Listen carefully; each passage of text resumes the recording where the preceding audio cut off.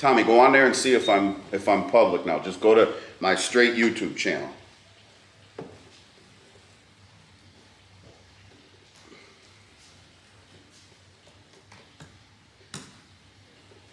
Okay. Oh, hey, Keegan. Oh, wow. Oh, Tommy, yeah. Come here. Your uncle's on.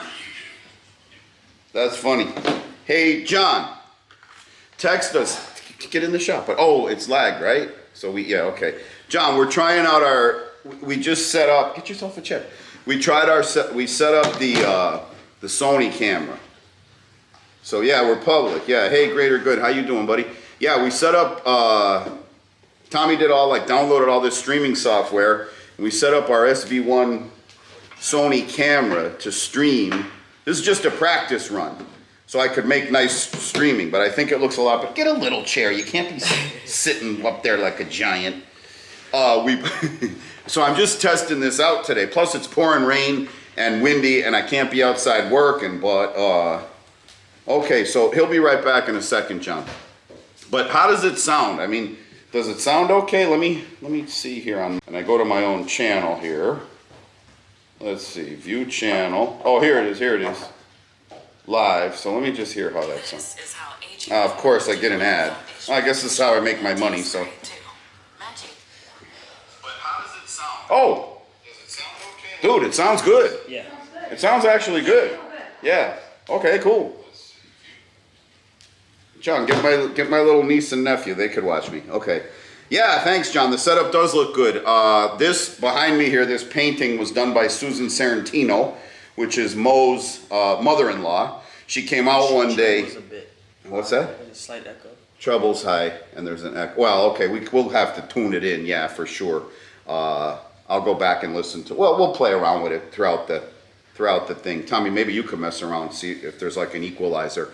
But Mo's mother-in-law gave me that painting because she got a commission to paint for somebody an avocado scene. So she came out and took pictures in the grove, and then as a thank you, she gave me that, which is really nice. Then you've seen everything else. And then the reason you could see us is because I redid all my lights in the house, and you can see in here now. It's bright. So so for anyone that's here, there's probably a handful of you, like 3 or 4 people. I don't have a plan for today. I didn't announce this. It's just pouring rain outside, windy, we can't work. We got a bunch of stuff done, and now I just said, you know what, let me set this camera up for streaming because I'm gonna start doing a regular stream. And then, heck, you even shaved me and made my beard look good. It's just from the walls. Okay, thank you, Sakura. Oh, Stephen Jenny, how you doing? I loved your history that you put today, and it's funny because I was aware of the kit, and the kit mango comes from right down the street here in Homestead, Florida. And the Hayden, of course, the Hayden mango is going to feature in the lineage of a lot of the current mangoes we have, because that was the most popular mango like 50, 60, 70, 80 years ago. And it's funny because some of them, it's like the mother's a Hayden, and then the new mango came along, and then that mango was crossed with another mango, and then that mango's offspring was crossed with a Hayden again. So the Hayden is like one of the parents, but also like the great-grandparent. I think that's the Naomi that I have, which is a cross between a Palmer and a Hayden, if I ain't mistaken. But the Palmer is a cross between a Hayden and something else. So the Naomi's grandparent is a Hayden mango, as is one of its parents. So I think. I'm not 100% sure. 87 years. Oh, that's not bad. That's pretty good. Okay, so let's see. Treble's a bit high. Sound is good. John F., positive attitude is infectious. Yeah, yeah, John. No matter how nasty you try to be in the comments, you ain't going to get me down, buddy. No, I'm only kidding. Greater Good, that rain will wash the powdery mildew away, but to be honest with you, we don't really have much of a problem with powdery mildew down here. That's more up in Palm Beach County. I mean, we have our own issues. We have anthracnose down here, but powdery mildew doesn't really hit us, luckily, out where we are. Let's see. Do you want me to get Christian? Yeah, go get Christian. Oh, maybe Christian could dance. Yeah, we'll have him do a dance. Okay, so thank you, Greater Good. There's 26 people watching. My son downloaded software so that I could use this camera. I don't even know how long the camera's gonna last. It might just, I don't know if it's on the battery or since it's plugged into my computer, if it's gonna keep running. I know this camera overheats on me when I'm outside filming, so you know, you might lose me at any minute. But like I say, this is more of a dry run. This is like a little test studio I put together real quick along my back wall here, and we'll see what's up. But I thought I might come out, spend an hour talking to you guys, answer questions, that sort of thing. Maybe eat some tropical fruit. I have a star fruit here. I have some mamey, but these aren't ready to eat yet. I do have some sapodilla that are ready to eat, so we'll chow down on those. But let me just answer some questions of y'all. Steve and Jenny, are you both there, Steve and Jenny, or is it just one of you? You're over in the Gulf Coast. Okay, I figured you were in Florida somewhere. I wasn't quite sure where. And then, oh, so John, your technical difficulty was the sound in the room, not the actual microphone. That's good. I'm happy with this Sony SV1, and it's supposed to be like an entry-level YouTuber / streamer camera, which is why I got it. And up until today, everything has been very easy and straightforward. Getting the camera to work with my computer to also work with YouTube streaming took that extra step of downloading like streaming software, which I didn't know about, but of course my teenage son did, your nephew. So we got it going. And yeah, okay, so let's see. Oh, John, you're with a mango person. Ask him if he has a favorite variety. I have a Kaiser, well, I had a Kaiser mango tree, and that variety comes from India, but we accidentally crushed it when we were cutting some trees that were nearby. But ask your friend what his favorite mango variety is, if he knows the names. Yeah, greater good. My kit's going crazy too. I haven't checked if it's setting fruit yet, but it had a lot of flowers, but the flowers have been up high. I haven't had any down low. But I'm getting some fruit set on some of my Nam Doc Mai, my Valencia Pride. I was gonna go out and show you guys my Raposa earlier, but it's pouring rain and windy. But I think my Raposa, which is a Hawaiian mango variety, is also setting fruit. And yeah, but I love the kit. I mean, anyone who follows my videos knows that I love the kit. And then, oh, hi, Xerxes, how you doing? Keegan Huntley, the only pest you have is powdery mildew, but it didn't seem to hurt it and you're treating it. Yeah, I mean, if you get ahead of it with sulfur, from what I understand, like I say, I've never had to treat mine, but of course, I talk to a lot of people who do. And I think they spray it with sulfur, or from what I'm told, you can actually hose it off too and stay on top of it, but I'm not real sure. But I know you have to stay on top of it. So I'm guessing you're from a little further north and east of me. What, Keegan, what kind of mangoes do you grow? What variety do you have? Oh, hey, Chris, how you doing? From North Queensland, Australia. Wow. My son and I have been playing a game, an online game called GeoGuessr, where they just drop you somewhere on the globe using like Google Maps, and you have to guess where you are. And one thing I've learned about Australia is you guys have a giant country that's mostly empty. When you're guessing in the country of Australia, you're kind of around I guess it'd be like the southeast edge or maybe the southwest edge of the country, but nothing in between, which is incredible. And yes, John, these are mameys. None of them are ready to eat yet. They were just picked on Wednesday or Thursday. I can't remember what day we picked. Probably, whatever, Wednesday or Thursday. So these still have about another week before they're able to eat. But yeah, these are mameys. I'll send you a box. I think, yeah, I have your address because I sent you those Christmas gifts. And yeah, they are mamey. So where are we here? Who's behind me now, Tommy? Is that you, or is Chris coming? Nah. If he comes, tell him to put a shirt on. We don't want to show them this. So Tom, where am I here? Oh, look who's here. Okay, so fantastic. So soccer rivalries. Let me read what you have to say. You have thousands of avocado pits a month at your disposal. They're all Haas, always of decent size. Would I be interested in using them as rootstock? I mean, it's not that I'm not interested, but I really have more seeds even here myself than I would ever use. So to have you send them or us somehow get them down here from Orlando wouldn't make any sense really. But although I really appreciate the offer, but like we got avocado seeds like everywhere. I mean, we got hundreds of thousands of pounds of avocados growing out in the grove, and they're always dropping. And you know, we're not going to grow that many seeds, but I appreciate it. I'll bet there's people up near you that would want the seeds, or go get you a bunch of pots and start seedlings and maybe sell the seedlings for a few bucks a piece. Just be clear with people that they're seedlings and not grafted trees, right? Mage Fareed. How long from mame seed to fruiting? Mame take a long time. Mame take a long time. Tommy, go grab a mame seed off the counter for this one. First of all, mame don't grow true to seed, which means that when you're growing it from seed, you're not necessarily going to get a mame similar to the one you got. It might ripen at a different time of year. Certain varieties ripen very evenly. Other varieties, you know, one half ripens, the other half doesn't. These are Maganias. They're long and football shaped. Key West variety are more round shaped. Key West are a little bit sweeter. What? Do you have the? Here, and then these. Okay. These are 2 mame seeds. Yeah. So. Yeah. Okay.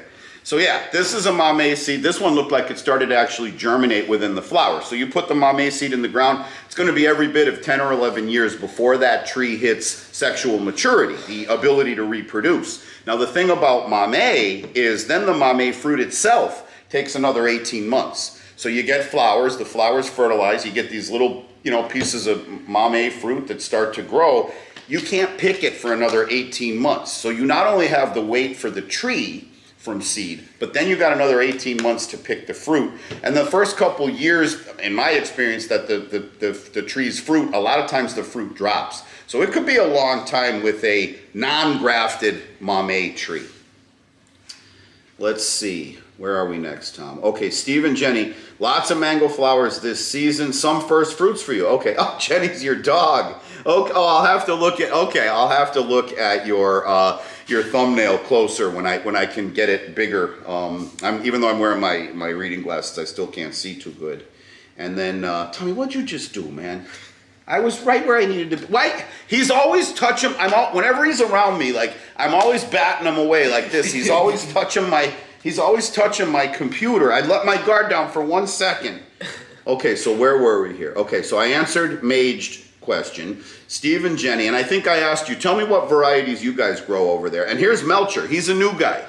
You've been posting a lot lately, making a lot of comments, and I appreciate you. You're a very positive, supportive person, and thank you. I love your comments. And do you have a question here? You are watching, oh, you're from the Caribbean. Okay, yeah. Yeah, you need some. Yeah, you know what? You're the second person today to tell me things have been dry over there, and we're just getting like an off storm here. Is he from Russia?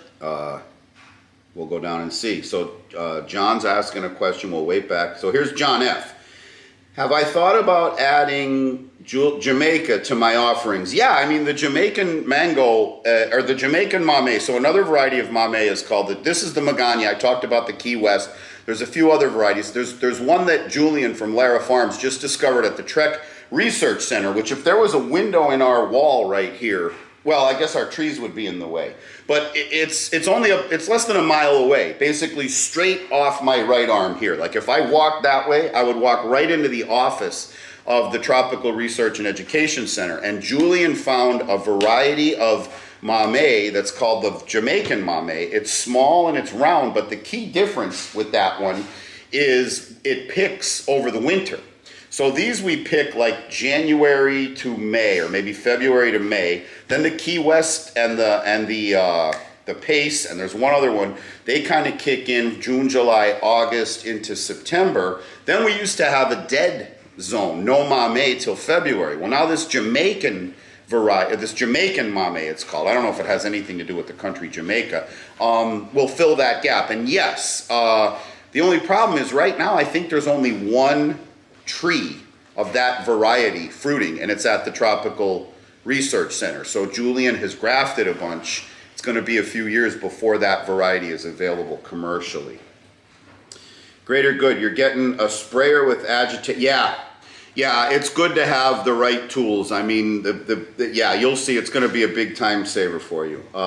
Okay, so John's friend Vinay said he likes the Chusa, and it's regional to where he comes from. You know, I don't know of a Chusa. I don't know if I've ever tasted a Chusa, because a lot of times the name of a fruit in one country, when it comes over here, is another. It gets renamed. So, like, for example, John, if you're still with Vinay, show him this that we here in South Florida call a sapodilla, or in Spanish sapadilla, or a lot of people call them nísperos. I bet you he tells you, well, if he's listening, I won't say it, but ask him what this piece of fruit here is. Okay, hi Rohan, how you doing? Chusa is like a piece of sugar and it's huge. Oh, they import them. Yeah, but call them a different name in the States. Yeah, that doesn't surprise me. That's how it is. What you got there, Noe? Banana. You want it? Oh yeah, bring that banana over, yeah. Okay, here we have someone, it looks like maybe like a Russian alphabet. You post all the time. I just don't know how to pronounce your name because I don't know that alphabet. But you made a new account on your phone. Is it visible from other people? I don't know what you mean by that. Sorry about that, buddy. Your name looks like Anik Chap. I don't know. I don't know if that's the Cyrillic alphabet. I see your comments all the time, and I always appreciate them. But I can see you here in this chat. John F., like you said before, when Donnie is ready, yeah, I remember, I think you called me and we talked about Donnie. I was just out there. Some of my Donnie trees are flowering, and it's only going to be a couple months before we're picking Donnie in May. And so I'll let you know for sure. Xerxes, you're doing well. It's currently late winter in the Czech Republic. Wow, and your tropical fruit trees are doing well inside. Fantastic. Let us know, what do you grow inside in the Czech Republic? That's pretty incredible. Too many to count. Well, just give us a little sample, you know, a little example. KPH, crappy weather up in Ocala, cold and rainy. Yeah, that's kind of how it is here too. Yeah, it's that way here too. Let's see. Tommy looks like a legit football player. Yeah, he is a legit football player. He's been kicking butt out there on the field. Rohan, you tried going avocado, but it's PA, so looks like Pac-Man ghosts or some meme. Whereabouts in PA are you? Because I'm from Scranton, and my brother's on the chat here too, and he's from Scranton also. Mage, you bought Mame and cut it when it came, and it was not ready. Yeah, how long did you give it before it softened, before you cut into it? I don't know if you noticed there should have been an instruction sheet that, you know, these things are hard as rock. So if you cut into it when it was like this, it definitely wouldn't be ready. These take a good week to 10 days after they're picked. And so the day I pick them is when we box and ship them. They'll usually get to you guys like 2 or 3 days, and then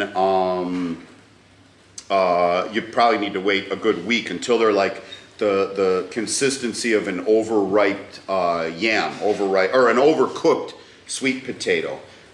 Did you cut them all open, or did you let some of them get to that level of softness? Let me know. Chris76, I'm correct, but I don't know what you're referring to. Sorry about that. Okay, you have a Pace Mame, and you're waiting for its first fruit, and it's 3 years old now. I put a couple of Pace Mame in. The thing I like about the Pace Mame, the Mame tree tends to grow very wide, and it's not a very dense tree. You could kind of look through it, right? But the Pace tends to grow a little more narrow and up. And so depending on what kind of space you have in your garden or your backyard, Pace variety Mame tree is a great choice. Also, you know, if you can get the Maganias from February through March, then when the Maganias are gone, you'll have the Pace growing in your backyard, which is awesome. Yeah, John, you're right. Mame takes a long time. Okay. Let's see. Yeah, Sid, that's my brother John. Yeah, John told me a tip one time about cooking chicken. And Mame is the opposite, John. So what John told me about cooking chicken is he said, cook it until like the earliest time that you think it's not cooked, and then stop cooking it. Like cook it till you still think it's a little bit raw and then stop.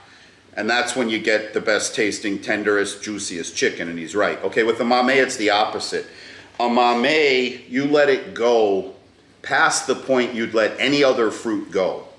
Then you wait one more day. Mamey has to be super, super soft. There's a craft to it. And yeah, John, at least 12 years to get mamey from seed. I mean, even a grafted mamey takes a long time.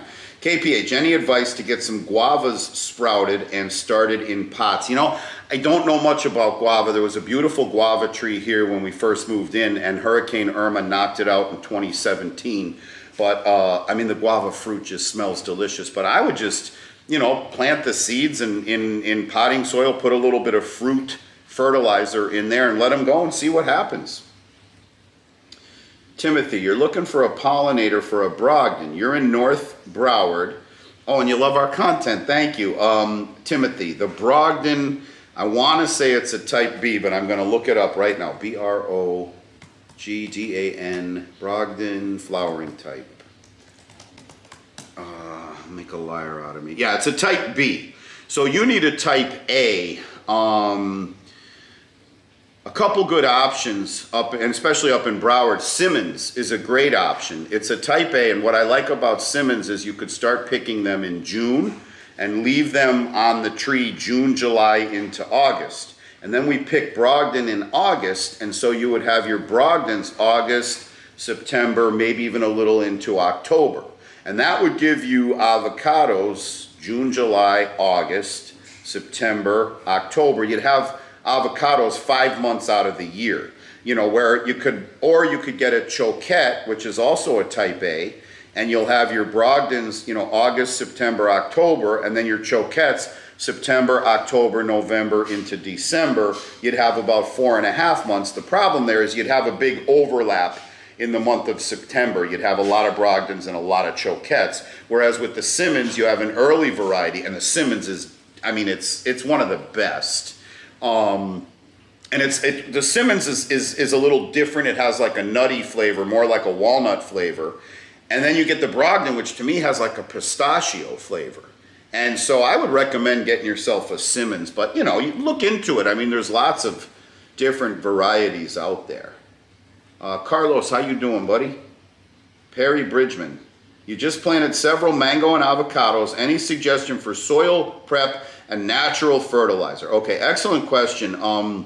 I am not a tinkerer, so let's see here, Perry. I'm not much of a tinkerer. I don't really like to spend a lot of time messing around, so I just get whatever the cheapest potting soil I can get, and really, I get it by the truckload, so it's super cheap for me. It's like, I mean, it's like $50 for a pickup truck full, but you know, that's at the nursery supply store. But if I was to get a bag at Home Depot or Lowe's or a garden center, I would just get the cheapest stuff. All that special nutrients, this and all that kind of stuff, it's just extra cost, you know. Then maybe get yourself some perlite or some sand or both. And what are you trying to grow? Avocados and mangoes. Get yourself some 6-6-6 fertilizer. Mix it all together, and that's really all you need for the soil in your pots, you know. And then about every 60 days, go around the rim of the pot with the 6-6-6. And then as the trees get bigger and you want to put them in the ground, you can switch to 8-3-9 fertilizer and do it 2 times a year for the avocados, September and February. For the mangoes, just do it in June.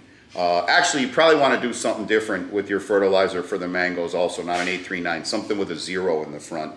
But for the pots, just do what I said. Cheap potting soil, a little bit of perlite and or sand, and some 6-6-6 fertilizer mixed in. Okay. Okay, John is still there. Good. Okay.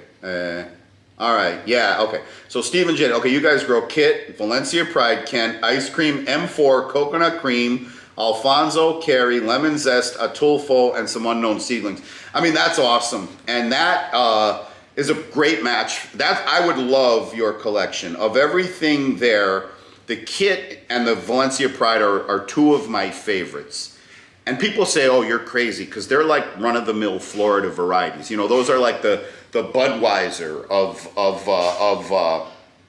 of mangoes, right? They're not specialty. They're not one-off, you know, that sort of thing. They're very abundant, but I love them. What can I say? Especially the kit. I love the Valencia Pride because the tree grows fast, gives you a lot of mangoes, and they're beautiful. They hang like little raindrops, and they're so colorful and long, you know, and I love the flavor. They have just a little touch of tartness in them. And then those kit come in later in the season, and they are just so sweet. I made a bunch of mango jam out of Valencia Pride, and you know, it was like my first batch, my first few batches, and that's what I was eating. And then the last few batches of the season I made out of kit, and the kit is such a dark orange. And when I got into that first kit bottle, it was so good, so sweet. It just made me so happy. Coconut cream I tried for my first time last year. Loved it so much I planted 2 coconut cream trees in my backyard. I had the choice of getting an M4 or an 019. You went M4, I went 019, and I put that in the ground, and that thing's already more than doubled in size in 8 months. And for those of you that don't, you know, get what we're talking about here, we're talking about varieties of mango.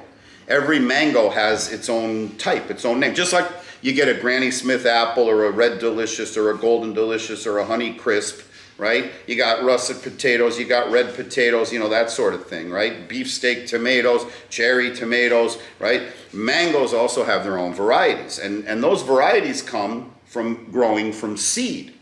And when we grow a seed and find a variety we like, we name it and we clone it using a process called grafting. And there's some people who do that professionally. Their purpose, their whole mission of their nursery is to grow new varieties, new delicious, highly productive, disease-resistant varieties of mango.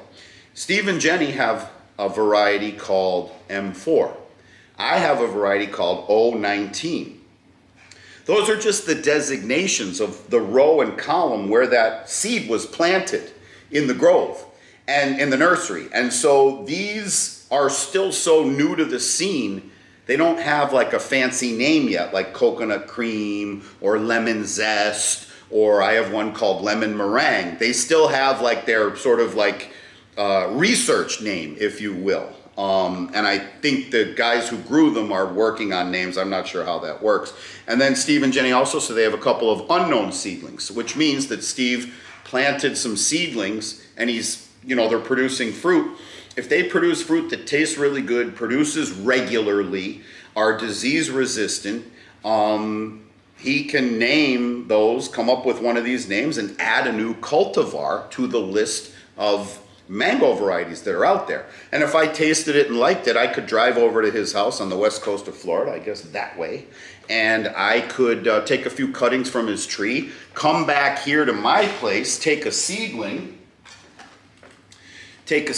like this here, right, and snip the seedling, take the cutting I got from Steve and insert it, which is exactly what you see here, and create a new mango tree, a clone, which is exactly what this is. From here to here is a seed-grown mango. From here up is a cutting from a tree in my backyard called a Ford variety. I wanted to create more Fords, so I took cuttings from the Fords, and when you take the cutting, let's see here. When you take the cutting, it's just a straight, like, branch, but you fuse it in with an already existing live tree, and you tape it up and you tape it closed, and when that wound heals, it starts to send energy into the cutting, and you see here that little green growth that's just starting, that is a Ford mango cutting that's just starting to take. These ones here,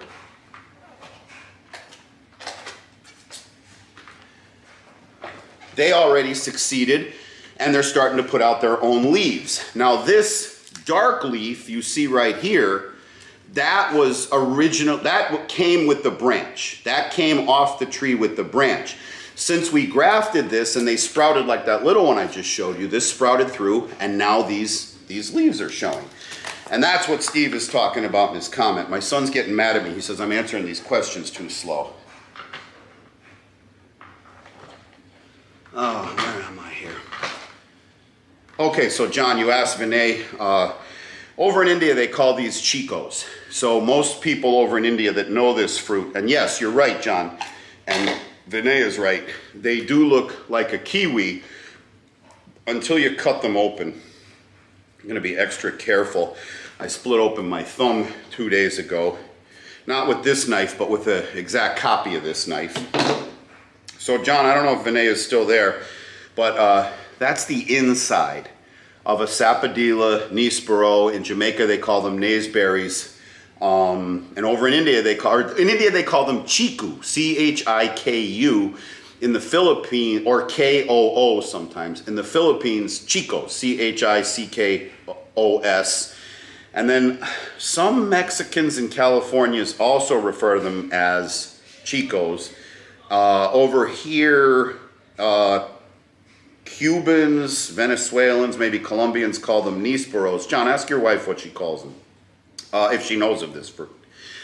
And then a lot of the Mexicans call them sapodillas, and the Americans call them sapodillas. I don't care what you call them, they're delicious. They're one of the sweetest fruits out here. In fact, they're one of the fruits that if you've got like diabetes, like not a mild case, like a hard case of diabetes, you can't even eat these. They're so high in sugar content.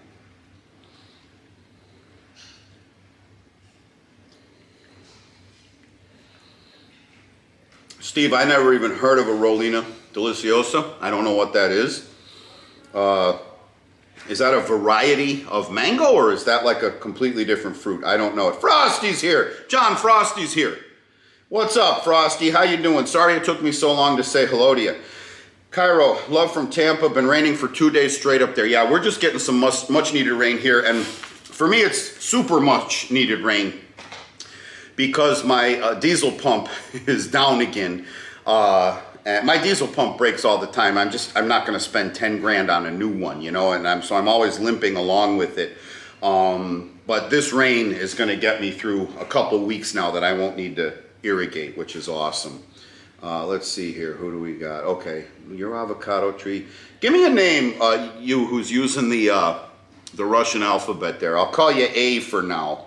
Your avocado tree is budding, but it's struggling. Okay. Oh, you have a root rot or fungus. Yeah, and it is hard to remove.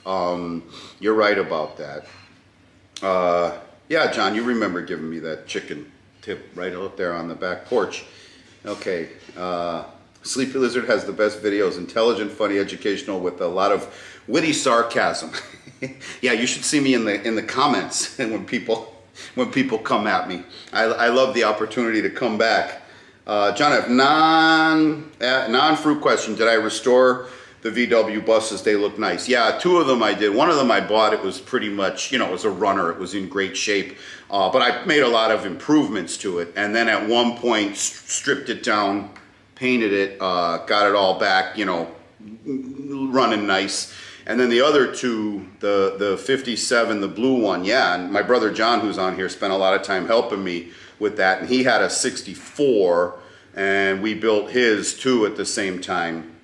And then I got a 62, which I haven't touched since my kid was like 5 years old, so 10 years ago. I got the engine ready to go, I got the brakes, I mean, a weekend's work, and I could have that thing running, but I just got into other things. But yeah, that was my time-consuming hobby before becoming a tropical fruit farmer, John. Frosty, chat is going good. Oh, you're asking the chat how they're going. Looks like they're going good to me. Let's see. Yeah, I agree, Steve. Kit's an excellent mango. I think a lot of people are caught up in the fanciness of the new varieties that are all coming out. That doesn't mean the old standards ain't delicious. I mean, you cut into a properly ripened Valencia Pride, a properly ripened Kit, and it's just gonna put a smile on your face. You know what I'm talking about. Yeah, we do lose trees to laurel wilt. Hurricanes blow them down, we stand them back up. So we'll lose that year's crop, and maybe the next year the crop is a little light off of that tree, or we don't get a crop because it's recovering from the storm. But the laurel wilt takes our avocados out, and what I've been doing now is replacing them with other trees, mamey, with sapodilla. You know, we've even been planting a lot of banana. This is a Namwa banana that should probably, no, is this the last banana from the bunch? Oh, I thought my wife was in the kitchen. I guess not. This is, I think, our last banana off of a bunch of Namwa that we grew. No, is this the last banana from that bunch? Yeah, this is the last banana. But we'll have another bunch in a couple of weeks. Yeah. Carlos, you agree with me that buying the cheap potting soil? Yeah, I mean, it's just like any other product. Like, everyone wants to take something simple and turn it into this, like, you know, the best thing ever. And I mean, if you're 90% of what you need, what's the point of spending 5 times more for that last 10%? You know, it's crazy.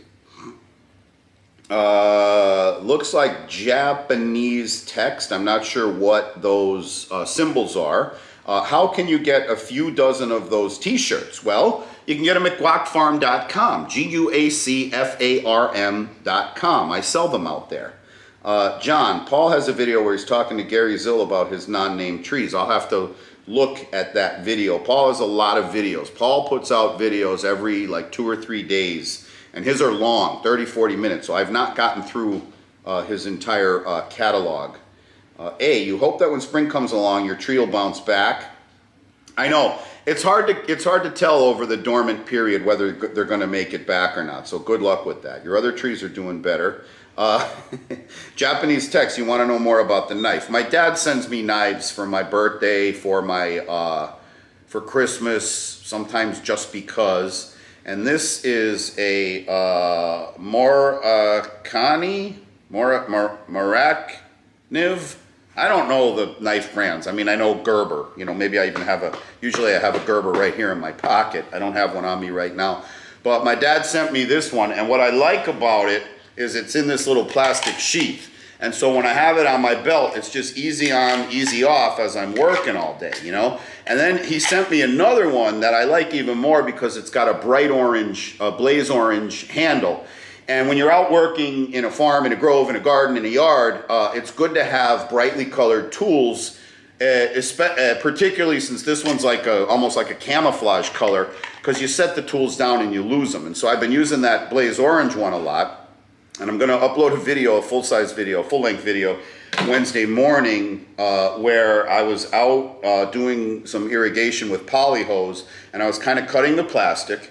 And I said to myself, like I literally in my brain was like, you shouldn't be doing this. You should put that on a table. And then boom, I just stuck my thumb. It was bleeding for like 2 days. The bleeding finally stopped. I just tightened it down with a zip tie. I think I'll be okay.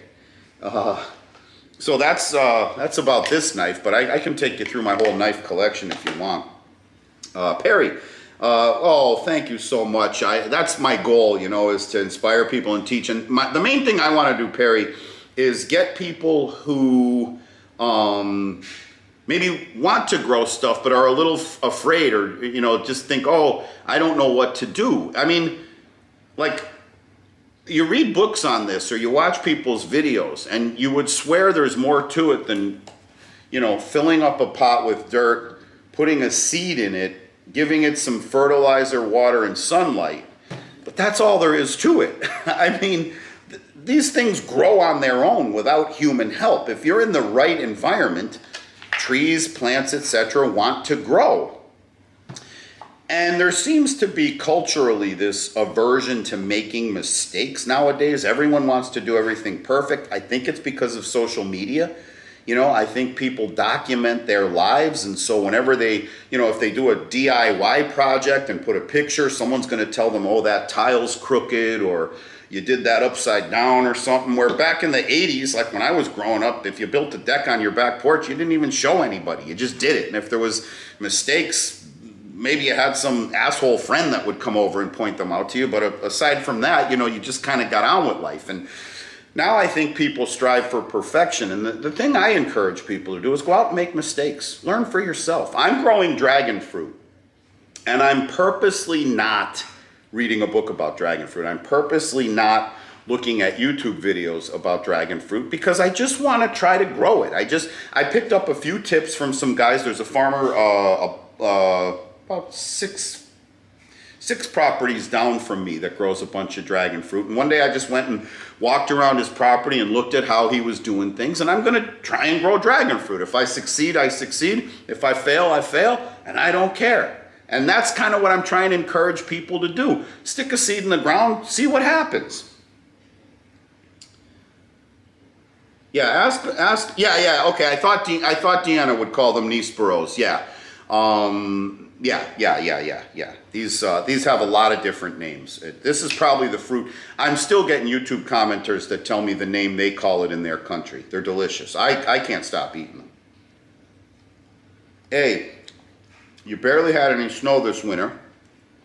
Coldest temps down to -4 Celsius or 15 Fahrenheit. You're having a mild winter. I don't know if you want to share with us where you live, but I'd be interested to know. Okay, I gotta blast through here. I gotta catch up on these. So, Angel, do I like high density? Not for my commercial growth. For my commercial, the commercial side of my business, I do not like high density because you're balancing a lot of different factors. There's only so much nutrition under the soil. There's only so much canopy available in the sky. And then there's only so much space available to get tractors, trucks, picking machines, spraying machines, heavy equipment to dig holes and stuff in and out. You're trying to balance all those factors, right? And so, yes, you can augment the nutrition in the ground, but it's one thing to do that for a dozen trees in a backyard. It's another thing to do that for hundreds of trees in a giant grove in terms of cost. And then is it worth it, right? And if you can plant 5 trees in a row, say with 16 feet in between them, or 8 feet in, or 10 trees in a row with 8 feet in between them, right? So it's the same size row, but with twice as many trees just planted closer together. You're still only going to get a certain biomass, in my case of avocado out here, right? If I get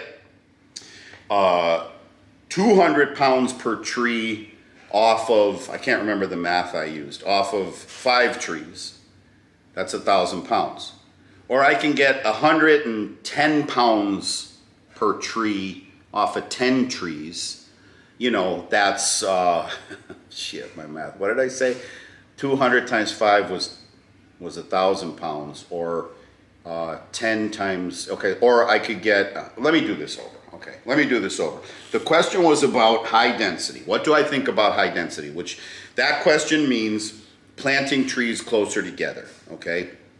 And I was saying for a commercial grove, and then I just lost my track of the math. In my commercial operation, I've got a bunch of factors to balance. And if I was to double up or triple up on the density, right, I might get a little more fruit. So the example I was saying is if I could fit 10 trees in a row with 16 feet in between them, or let's say I can fit 20 trees in that same amount of space with only 8 feet in between them. If I got 200 pounds a tree times 10 trees, that's 2,000 pounds. Let's say I get 110 pounds a tree off the 20. That's going to be 2,100 pounds. I might get 100 more pounds of avocado, which, you know, on 2,000, that's 5% more, right?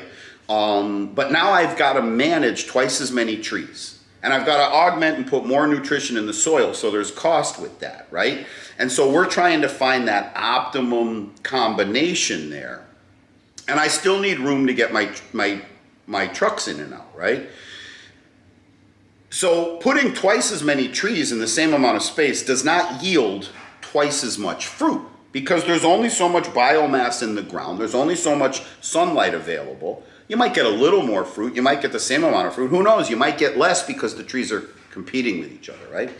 So from a commercial perspective, I prefer not to go high density. For a backyard, I don't really have a preference, you know? I have a section where I've got 1, 2, 3, I have like 5 trees all right on top of each other. And I don't care because I'm keeping them small. And my intent for planting them was to get budwood from them, not so much to get fruit.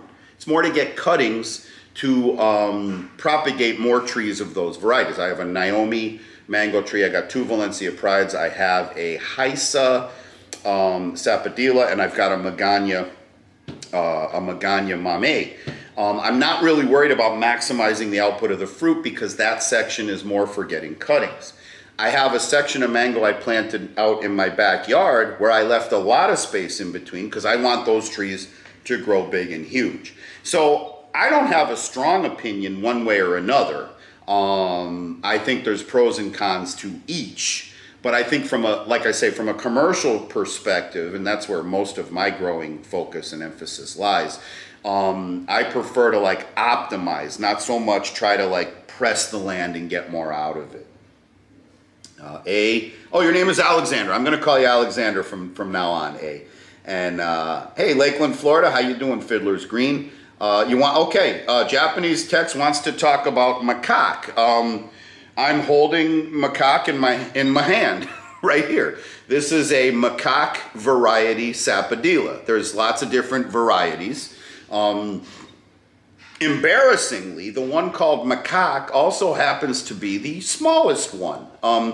Sometimes I wish these people would consult me as a marketing consultant before they make certain decisions. I would have chosen the larger variety Sapodilla if I was going to name it macaque, but they chose to go with the small ones. Looking at these, I might have named them Manuts, but they named them macaque. In any case, I love the macaque variety Sapodilla. The tree has dwarfish tendencies. The tree produces really quickly. The tree produces a lot, and it produces year-round. So I get Sapodilla off of my macaque tree year-round. Now, I get a proper harvest December, January, February. I mean, we're going out getting buckets full off the tree. But throughout, I've already got little ones starting to grow. I've got ones half this size, or even ones this size that are scratching green, which means they're not ready yet. See, when I scratch the skin on this guy, you don't see any green. It's just like a brown. But if I had one that wasn't ready yet, let me get one.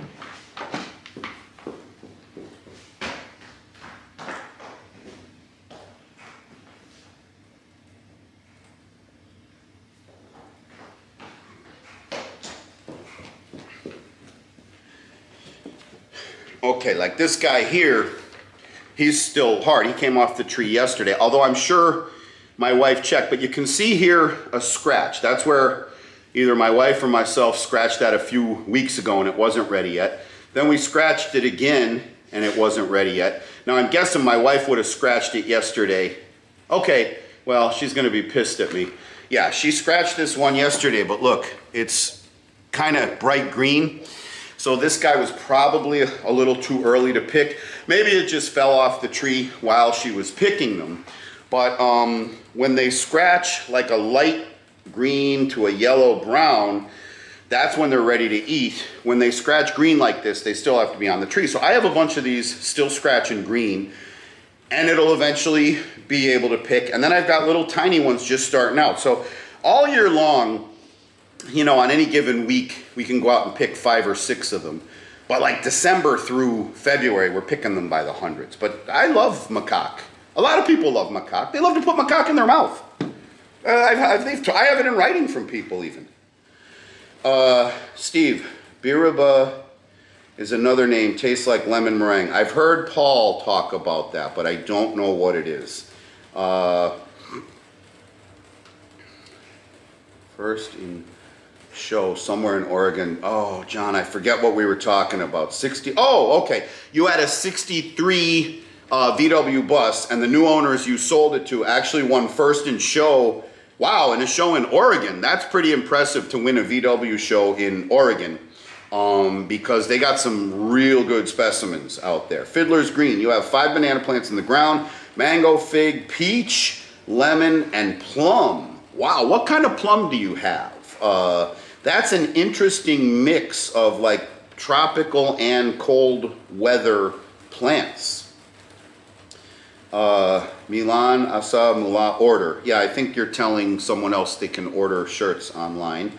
Fiddlers, you got a grapefruit tree also. You found a wild. You let it germinate and it's growing some. Have you harvested any yet? How do they taste? Okay, Rosary, do I sell avocado or Mame Scionwood? The answer is yes, but in season. And right now it's not in season. Right now everything is either flowering or the Mame are fruiting. Well, the Mame kind of fruit year round, but we just finished like the cutting harvesting season for Mame and we did all our trimming and stuff.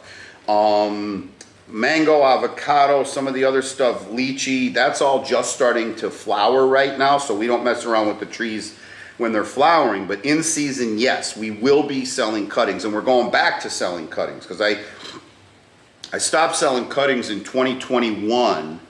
I had a house fire, my wife got real sick. I just couldn't keep up with the business, but she was really sick for like 2 years. But she's better now and getting around and on her own and can walk and drive a car and stuff again. And so now I'm starting to rebuild the business to where we were. And yes, you're gonna see cuttings on guacfarm.com like shortly, like within a few weeks to a month. And what we're gonna do is we're gonna take pre-orders and let you know when we're gonna harvest them, within a few weeks range, because Mother Nature, tells us when to harvest. And then we're just gonna cut a bunch, blast them out and send them. So keep checking guacfarm.com. Let's see. John, a mango is better than no mango. Tommy Atkins is on the bottom of your mango list. And yes, I like Tommy. Yeah. I mean, it's not my favorite, but I do like them. And I've learned that if you pick a Tommy a little sooner, a little earlier, a little harder on the tree than you might pick other mangoes, the Tommy tastes really good. The funny thing about the Tommy Atkins mango, that's like the workhorse commercial variety that winds up in the supermarket. And a lot of people down here in South Florida, people from the Caribbean, don't get real excited about the Tommy because we have such other options. But when I send Tommies around the country to people whose only mangoes they've ever eaten have been like imports that have been chilled, gassed, they're bland and stuff like that. I mean, they bite into the Tommy and they get back to me and they're like, oh my God, I want another box. And I'm like, I'll send you another box, but we're getting ready to pick Valencia Pride. We're getting ready to pick, or like Carrie early in the year, or hold off for the kits. And then when they try those varieties, their minds are blown. I mean, they just love them. And yes, John, I'm always talking about macaque.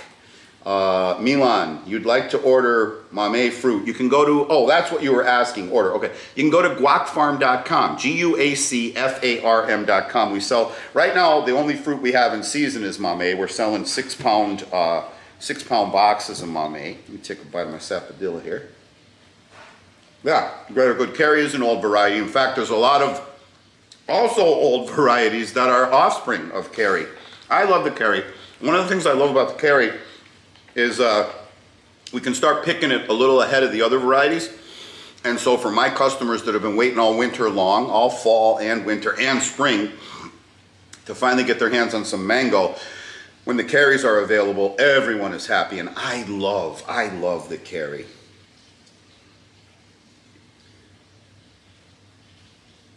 John, you came across wild grapefruit in the Everglades? I didn't even know that. That's cool as shit.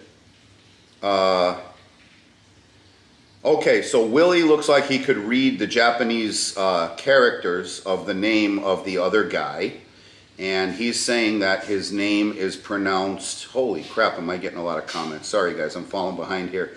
That the first character is Ma, which is for horse.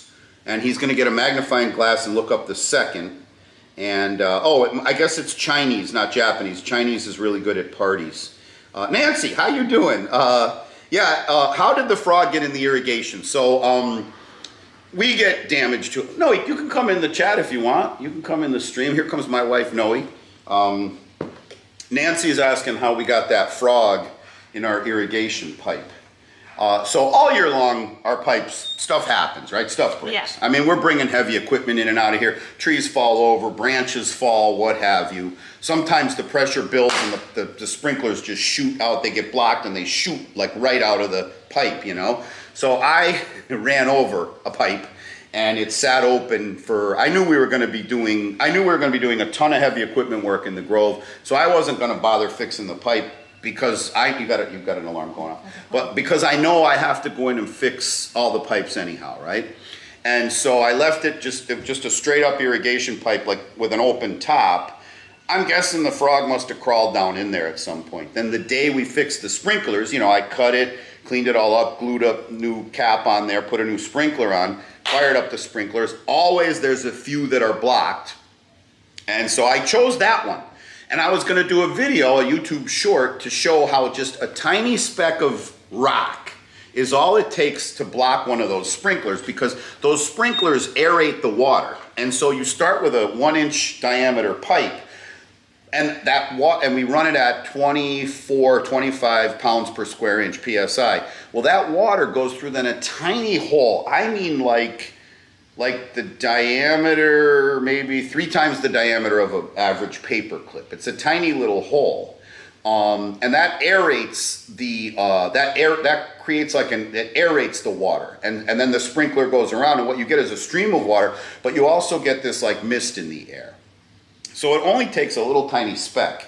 And when I went in to undo them, I was going to show the camera how one little speck, and I'm thinking, what the heck is that? I thought maybe it was glue or some kind of latex. I actually grabbed the tip of it, like its little foot, with my teeth. Are you serious? Yeah, and I start pulling, because I just thought it was glue. And, Oh my God. I mean, I'll eat glue. I don't care. I mean, I won't sit there and put glue on a plate and eat it. But if there's a little dry glue, I ain't afraid. Tell me that. I mean, my other brother, one of our other brothers, eats glue regularly, right, John? But I don't mind, if I had to bite a little glue. So I figured I'll just pull it out. And then I'm like, wait a minute. And I start pulling, I see a foot. I'm like, and then I'm thinking maybe, first I'm thinking, is that a snake? And then I see the foot, and then I'm like, oh, it's a whole frog. And so he crawled in, and then when I turned the water pressure on, I gave him the world's worst enema, a deadly enema. That's disgusting. It's disgusting, I know. What was your reaction like when you look at it? You're like, what is this? Did it Yeah, because surprise you? Yeah, because when I'm making videos, my mind is very focused on talking to an audience. Is the camera on? Is the audio on? Am I in the middle of the camera? So I'm not always paying attention as good of what's going on around me. Like there's times I'll hold something up and I'll say something about a mango, and then when I'm editing, I'll say, oh shit, that was a banana I had in my hand. So I was kind of like, in that filming mode. You know how it is. You come in the house and I go, right? And the next thing you know, I'm holding a damn, here, you can have put my cock in your mouth. I'm holding a damn frog. And John, you're right. When the guy said the first symbol was muh, I was like, that would be funny as shit if the other symbol was cock.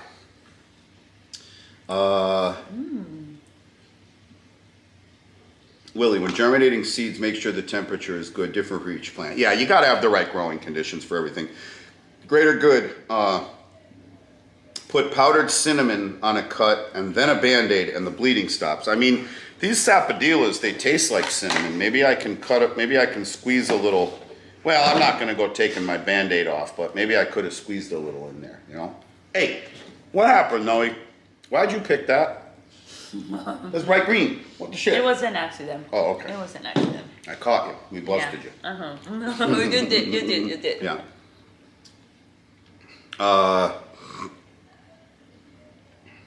Let's see. So Alexander, you got plenty of buds, but the bigger ones, when they start to grow, it dries up from the tip and dies to the stem. Yeah, well, you are in a cold climate, so it's going to be tough for you to recreate the temperature, the humidity, the frequency of precipitation and all that stuff where you are. Broke Farmer, what's up, bro? I can relate.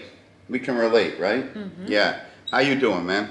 Alexander, although the dead buds don't infect the trunk, there's a dark spot around one of the buds that has died. I mean, yeah, that happens. I mean, they look, it looks like mold and fungus and stuff like that. They just kind of die and drop off. Willie Bond, I want to move to the east of Venice in the higher ground to build an earth house. Am I close to Venice? Father Fish is in Venice, and he has a cool channel. I'll have to look up Father Fish and his aquariums. I didn't even know there was. Is there a Venice, Florida? Is there a Venice, a town called? I don't know. I don't know where it is. I know of like Venice, like Italy, of course, yeah. and then Venice Beach, the Muscle, Yeah. Muscle Beach out there in California. But I don't know of a Venice. Jesus Sarabia, how you doing, man? Thanks for tuning in. See, I always tell people, they tell me I need to listen to, I think they mean Jesus, but I always turn it around into Jesus. Jesus. And they'll say like, oh, the reason your trees grow so good is because of Jesus, our Lord and Savior. And I'll say, no, it's because of Jesus, the guy that works in my grove. And then they always get mad at me when I tell them that. I don't know what their problem is. Alexander, the likelihood of you saving the tree is 80-90%. That's good. But that's on the generous side, considering the resources. Yeah, and considering your environment. I mean, if it's getting down to, what'd you say, -8 Celsius, that's like 18 degrees Fahrenheit. That's pretty darn cold for tropical fruit. Yeah. Lime tree, awesome name. You're in the right place with a name like that. Yeah, I got a painting of an avocado right behind me here. And it was done by my friend's mother-in-law, who's an artist. My friend is also an artist. He pinstripes Harley Davidsons all by It's hand. amazing. I mean, it's incredible. the talent in that family is just insane.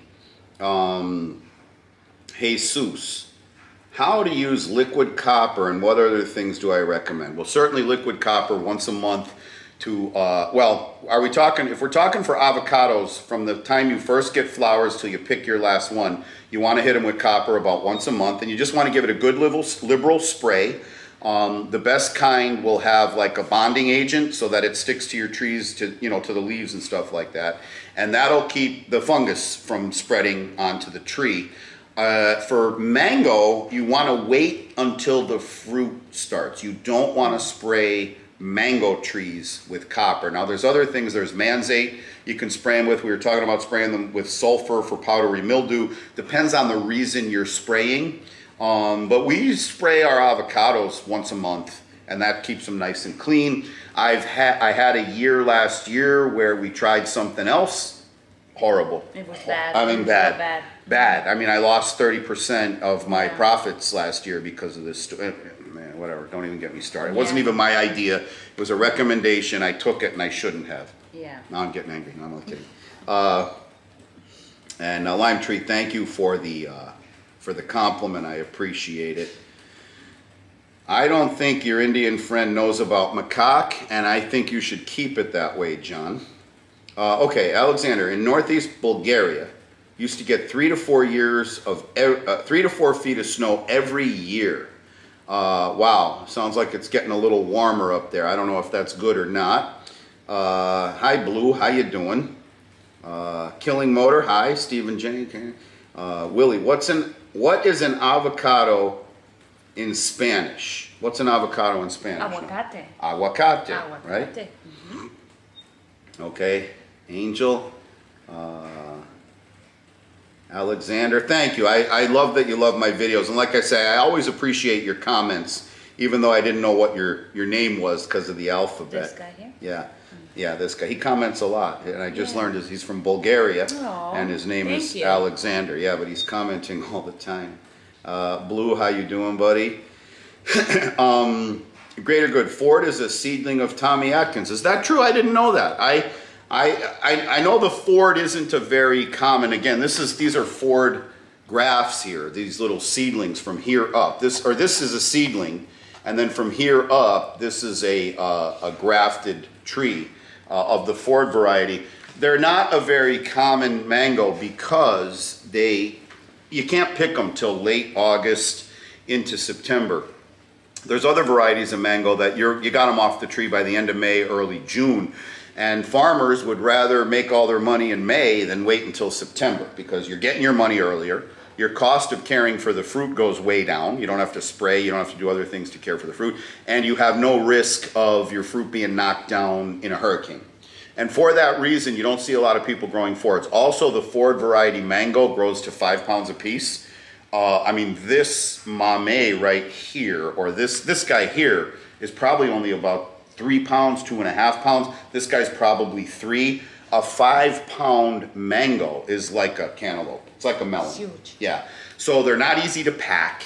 They're not easy to pick. So they don't make a very good commercial variety. They also get real dirty. Well, because they're on the tree for so long, you know, you got to keep up with the spray, and they end up getting fungus and anthracnose and stuff like that. So you won't see a lot of Ford mango grown commercially. As a background tree, a backyard tree, I think it's an excellent option.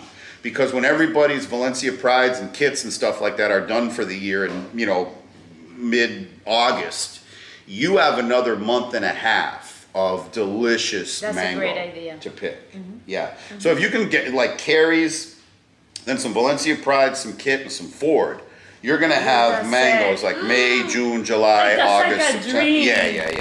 dream. Yeah. Bob, where do I get my fertilizer? Diamond R is usually where I get They're it. pretty good. Yeah, and then there's a place down in Florida City, Maury and 187th. I don't know the name of the place. I just stop by and get Yeah. my fertilizer there too. But usually Diamond R, and I think they're around the whole country. But they have a big place just right up the street from us here.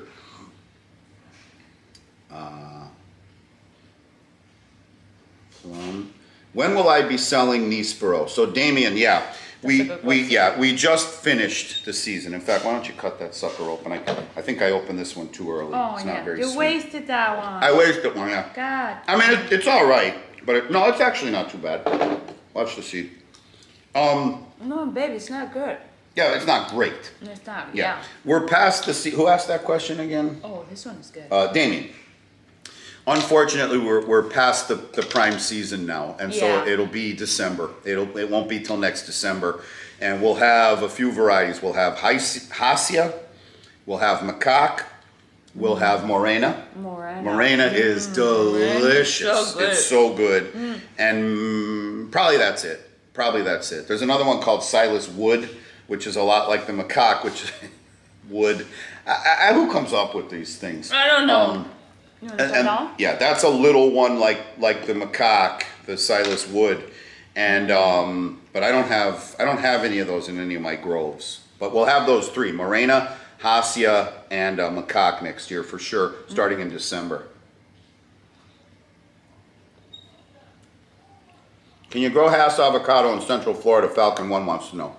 You can, but the problem is the Hass variety avocado tree doesn't have a lot of leaves. If you notice, the varieties of avocado that grow in South Florida the avocados are almost hidden. They're almost hidden inside the tree. The leaves protect them from the sunlight.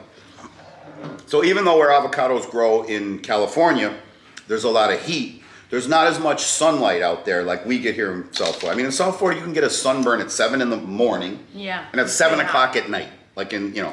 And so what happens is you can grow a Hass, you can get fruit from it, but there's not enough leaves to protect the fruit. And the sun just beats down on that fruit. It doesn't grow as good, it dries out. Even the Simmons variety that I was recommending earlier, there's not a lot of leaves on that tree, but the Simmons is an early variety, so it kind of grows and we get it off the tree quick. But even if you let Simmons go too far into July and August, they start to get yellow spots where they're getting beat by the sun. So can you grow a Hass? Yes. You'd have to maybe try and put it somewhere where there's some shade, maybe under a big old mango, like, you know, not under, but kind of shielded for part of the day. That's a good idea. Yeah, by like a big old mango or an oak or something like that. But it's going to take a little work on your part. The Hass does not want to grow here naturally. Jack Mandaya. Hello, I'm Jack. And Daniel, okay, you're Jack, Daniel Mandaya, and you're watching live. Well, welcome, Jack. Thanks for introducing yourself. See, Rain is right. Jesus loves me. Every Jesus I meet loves me. They love me, right? Don't they? All the Jesuses love me around here. They do. Yeah. Yep. Yeah, Bob, I'm happy about the cuttings too. And I'm very happy my wife is better. What happened was, in order to ship to California, there's certain requirements that you have to adhere to, which I did. I went through all the inspection certifications, had all that stuff set up, but then we had a house fire. We had to move into a hotel. It took like 7 months for them till we could move back into the house. And then she got deathly ill and didn't get out of bed for another year after that. And So now I finally like got caught back up and have gotten everything I need now. Now all I need is for the season to come around that we can harvest the cuttings and get them going again. It's been very frustrating for me because, no word of lie, if I have my ringer on my phone, I'll get 10 people a day asking me, it's can crazy. they buy cuttings? It's Just crazy. asking for, and then the texts and the comments I get, I mean, It's insane. I You probably cannot could keep up. no, I could have sold probably $100,000 worth of cuttings over the last 2 Yeah, years if yeah. but it takes a while to get all that certification and stuff once you let it lapse. Powdered cinnamon coagulates in the blood. I bet it gives you good breath too. If you put like cinnamon on a cut, it's like if you stand in your bare feet on garlic. I hear you get garlic breath. Man, I have fallen so far behind. Let's try and blast through this quicker. Yeah, go. Okay. Yeah, Bob. Again, I'm happy on the cuttings. Laura Mohammed. Hi, how you doing, Laura? Greater good coagulates the blood. Marcus Harmington. I'm happy. He's happy he caught us during the live stream. So am I, especially since I just... Welcome. Yeah, welcome. I just whipped it up just to test out this camera, but since so many people jumped on and since my brother was here, I thought I'd roll with it, you know. Grow your own food. Have I stumped a mamey tree to graft or restore the lower canopy? No, I've never top worked. I think what you're asking about is top working. I've done it with avocado. I've done it with mango. Well, I did my first mango over the Christmas holiday, and I don't think it succeeded. Of the 5 cuttings we put on the stump, there's only one that's still green. It might have a chance. I don't know. Just one, no? Yeah, just the one. But we've successfully done it. I've seen other people do it successfully with mango, but we've successfully done it with avocado. I've never even tried it with a mamey. Blue has a large mango tree, 25 feet diameter. How do you stop the birds from getting at them? Pellet gun. I mean, I don't know what. I don't know what your neighborhood is like. You know, you don't want to be shooting your neighbor's windows you out. don't want to be doing But that. I find with pests and critters, there's a Yeah. few dumb ones, and when you kill those, the smart ones know to stay away. Yeah. I mean, it's probably not quite that simple. Yeah. But it's a never-ending battle. But You got to keep at it. and also, you say it's 25 feet in diameter. How tall is it? Because you could also try and like bring it down and make it even wider, and you know it'll be lower, and you know the birds maybe can go after your neighbor's tree if it's higher. But yeah, That's a good idea. pests are difficult. Yeah, Rosary, I'm happy about the cuttings. I know everybody wants cuttings. Jesus, can I ship to California? It depends what you're asking about. Can I ship trees? No. Can I ship fruit? I can ship mamey. I'd have to look up if I can ship sapodilla, but I think we ship can. mango, no? I cannot ship mango. Oh, No, I okay. cannot I ship thought you mango to could. California. No, it's on the quarantine list. I don't know if I can do lychee. I can do avocado because I'm from a commercial grove with a nursery license. But technically, if you were just like a regular Joe with an avocado tree in your backyard and you wanted to send like your brother-in-law some avocados from Florida to California, if they intercepted the package, they'd incinerate it. They wouldn't allow it. There's a quarantine list in California. Trees, I cannot. Other nurserymen around here can because they've gone through all the certifications. Cuttings, I now can because I've got the minimum requirements California requires to import cuttings, and as soon as we have cuttings, I'm going to send them. And then seeds. Seeds are a weird thing. We're not allowed to ship seeds from Florida to California, but I could send you fruit, and what's inside a piece of fruit? Yeah, a seed. that doesn't make sense. Yeah. That's crazy. So, but whatever. Shh, let's not tell them that. You know what I mean? So, What else? let's see. Thank you, Kai. I put a lot of effort into the videos. I appreciate that. Yeah, John's telling Blue he had a huge mango tree. Actually, John, you had a couple of good mango trees in your backyard, and you had that guanabana tree also, which was nice. I didn't eat the live frog, but I did like chew his foot. Sapodilla season, Damien, primarily December, and it's ending right about now, mid-February. But like I say, we pick them all year long off of some of our trees, but the primary, like commercial, like when we're picking, packing, shipping, December through February. Lime tree, Venezuela. Yeah, that's where she's from. Zach. Okay, if one had to pick one variety of avocado or mango to start off their tree growing Journey, what varieties would they be? Well, the question I'd have to ask you first, it depends on your USDA hardiness zone. If you live in USDA hardiness zone, I think it's 9B or above, you can grow mango. And if you're going to grow mango, I would recommend growing the Valencia Pride because Oh my God, yes. yeah. Yes. You put the Valencia Pride in at chest height, a year later, it's going to be twice that. They And grow so fast. They grow fast, they Like grow crazy. huge, and they produce a lot of And they don't fruit. get a lot of sick. They don't get a lot of diseases. They're very resilient. Strong. They're The strong. fruit tree. stays clean. It'll get some anthracnose on it, but it stays clean. They're prone to splitting if you leave them on the tree too long, but for a backyard grower, who cares? You're just Yeah. going to eat it. You know, They're but delicious. they're a delicious It's fruit. so good. Yeah, no, there's a lot of, like, now I have another variety of mango called the Gary. I think the Gary tastes better than the Valencia Pride, but the Gary grows super slow. It'll take a year off. Some years it'll only give you 2 or 3 fruit. The Valencia is going to grow fast, give you a ton of fruit, and it's very good quality mango. It's a very good quality mango. So I would say, I would steer you toward a Valencia Pride mango over an avocado. If you live somewhere where it's a little colder, if you're in like zone 8A, 8B, 9A, something like that, you might want to go avocado, and you might want to go with a cold hardy variety. If it's a little colder where you are, I would suggest an Oro Negro, or maybe a Lula, or of course a Hass. Lula. Yeah, Lula are A delicious. Lula and are a Hass, delicious. too. Yeah. Depending on where you are, if you're in Florida, I would skip the Hass. Or you could, if you're in like a 9B, if you're in like 8B, 9A, you're not so worried with cold hardy, you could go with like a Simmons or Choquettes are cold hardy. Choquettes also like the Valencia Pride. It's going to grow fast. It's going to give And you a they're lot of delicious. fruit. Choquettes And they're are delicious delicious. too. Yeah. So those would be my recommendations for you. I gotta go. I have Go something ahead. cooking. Yeah, John, Armando is a hard worker. In fact, and my brother John will laugh at this, and he'll know what I'm saying here is the truth too. I worked with Armando. I did a video where we dug a hole.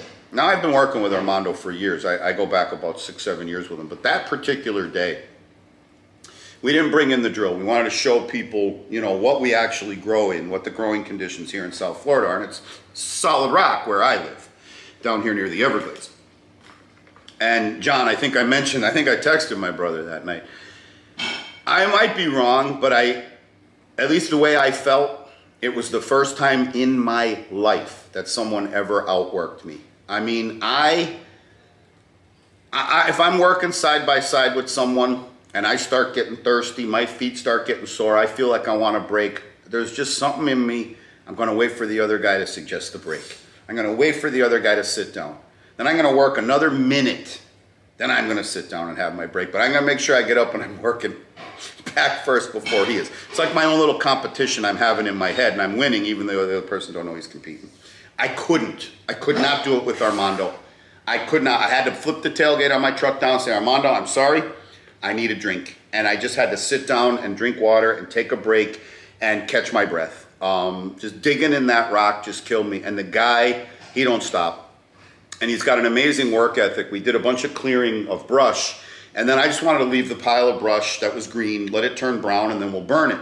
Let it dry out, you know? And we had it out here out in front of our patio, and all of a sudden he starts dragging it to another spot. I'm like, dude, just leave it there. It's gonna, you know, it's a farm. What do we care? It's gonna turn. He's like, no, that's right outside your bedroom window. He's like, it's ugly. I don't want your wife to have to look at it, you know? And it was 7 truckloads. It was 7 pickup truckloads of weeds and debris that we filled up the pickup truck and moved. The guy just, we could have let it dry outside the bedroom window, but he wanted to put it somewhere where my wife wouldn't see it, you know? The work ethic is just insane there. I love the guy. Alexander, all your trees are indoors. Yeah, they'd have to be in where you live. Where'd you tell me you were? Northeast Bulgaria, was it? Yeah. Let's see here. Joking atheist, I know you. Your grandmother just walked into your room with a young guy wearing skinny jeans and eating avocado toast and said, who is this guy? Grandma, this is my hip replacement. Bazinga. I like it. Grandma is a savage. I'll tell you what, Grandma spends too much time with them skinny jeans wearing people. She's going to need another hip replacement. Aiden Mata, where can you get mango plant in Dallas, Texas? You know, Where can you graft your mango plant in Dallas, Texas? I'm not really sure. I mean, there's got to be, well, I know there's people in that area that know how to graft because I don't know about mango. This is mango. But I know there's a lot of avocado grown out there. So I'd say ask around, see if you could find someone who's a grafter. I'm just not sure if Dallas is the right climate for mango. It might get a tad too cold in the wintertime. Someone's asking me about fertilizer here. Greater Good, Harold's Fertilizer. I don't know them. It's not Harold's. It's in Florida City. I want to say it's called Nutria or something like. I don't know the name of their place, to be honest with you. Bob White, what rootstock do we use for our mango grafts? Turpentine. And my brother John here, who's on the chat, used to have a turpentine at his house, and so I'd get cuttings from him. In fact, I've grafted onto cuttings that him and his little daughter planted for me, my niece. Oh, here's Tommy Boy. Tom, I'm not going fast enough with these chat questions. Sorry about that. So turpentine or whatever I have. As I eat mangoes, I have a bed. I just throw what I don't, the leftover, after I eat a mango, whatever. I keep them in a bag, and then we just dump them out back, and I just get hundreds of seedlings.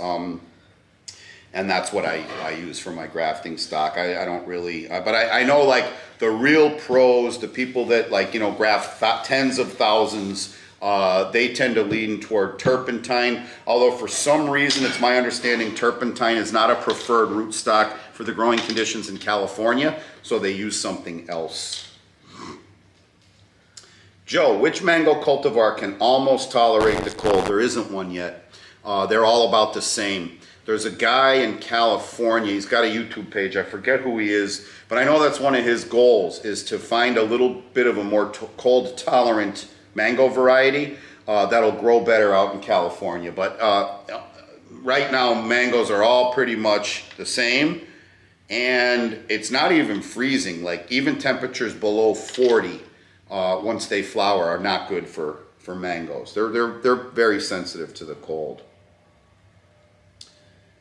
Let's see. Alex Wang, hi, how are you? Thank you for saying hello. Aiden, when is the best time to start growing mango plants? Today. When is the best time to start growing mango plants? 10 years ago. The second best time is today. But yeah, plant what you got. Plant what you got. You don't have to worry about starting seedlings because you're going to be starting them in pots. Keep them indoors, keep them in your patio or whatever. Now, when do I put them in the ground? I try to put my trees in the ground just before rainy season, if I can, which here in South Florida, that's, June. So late May, early June, if I could start putting my trees in the ground, then I know they don't have to rely on irrigation. They're just going to get that natural South Florida rain just about every day, June, July, August, September, October, November, even into December. And then by then they'll be watered in really good, rooted in, that sort of thing. So, if you're talking about putting them in the grass, I'd put them in the ground. I'd say just before rainy season where you live. Orlando Backyard Gardening, how you doing, man? Sorry, I'm way behind on the chat here. Alex, how fast does an M4 grow? I heard they grow really fast. I don't have one, but I got the 019 and that's growing fast too. I heard the M4 grows fast, but I've never tried one. I've never seen one. I don't know much about it. Sorry about that. John, yeah, when you come by, I know we talked, you're going to come by when we're taking cuttings. And yes, I have the house mango, the Balliet variety. You can definitely get some cuttings of that thing. Joking Atheist, can you ask about soil? What do I do to maintain healthy soil and pH levels? Nothing. What I grow here grows here naturally. And so avocado, mango, mamey, star fruit, bananas, sapodilla, all the stuff we grow here just grows here really well. And when I moved here, the previous owner was I think he was a retired cardiologist, kind of a smart guy. He had a lot of different stuff growing, but he was tinkering with it, messing with it, going out, taking care of it every day. I can't be bothered with that because I'm not retired like he was. I got my 5 acres here. I got 6 acres up the street. I got 15 acres of mamey. I got a lot going on. And so if it grows here, I grow it. If it doesn't, then I don't even try, okay? And so I've never even bothered measuring the pH or the nitrogen levels or anything like that. I just do exactly what everyone else does. They've already done the footwork. They've already figured out what works, and I just do that. You know what I mean? And so let me just take another look at your question. Yeah, okay, so one thing I will say though, in the grove itself, whatever falls, leaves, branches, etc., and when I mow between rows, I always blow the stuff toward the trees to go under to grow more soil. We always want, you know, metabolic activity going on under the trees. I want leaves to be rotting. I want worms to be in there crawling around. I want wood to rot. When, you know, when I eat a banana, I'll throw my banana peels out there. We'll throw the husks from the mamey out there. And that not only creates soil, but it creates it's fertilizing. You know, it's you know, there's, as it breaks down, there's nutrients, but also the chemical activity of breaking down creates heat, and that heat rises and gets caught in the canopy of the tree. And so if we have a night that goes below freezing, let's say it dips from 33 when we're fine to 32 when we're not fine. That's when stuff freezes, right? All that metabolic activity in the ground creating heat, all that rotting vegetation, right? That heat's gonna rise, and although it might be 32, you know, in the neighborhood here, underneath each tree it might be 34. And that's enough to keep the tree from freezing. And so we do augment, if you will, the soil that way. But we don't really spend, you couldn't be a commercial farmer if you really had to like build up your soil the way you might in a raised bed in a garden. You just have, you know, there's a reason like dairy comes from Wisconsin and tropical fruit comes from down here. People are going to plant what thrives in the environment, or else you'd never make money in a commercial operation.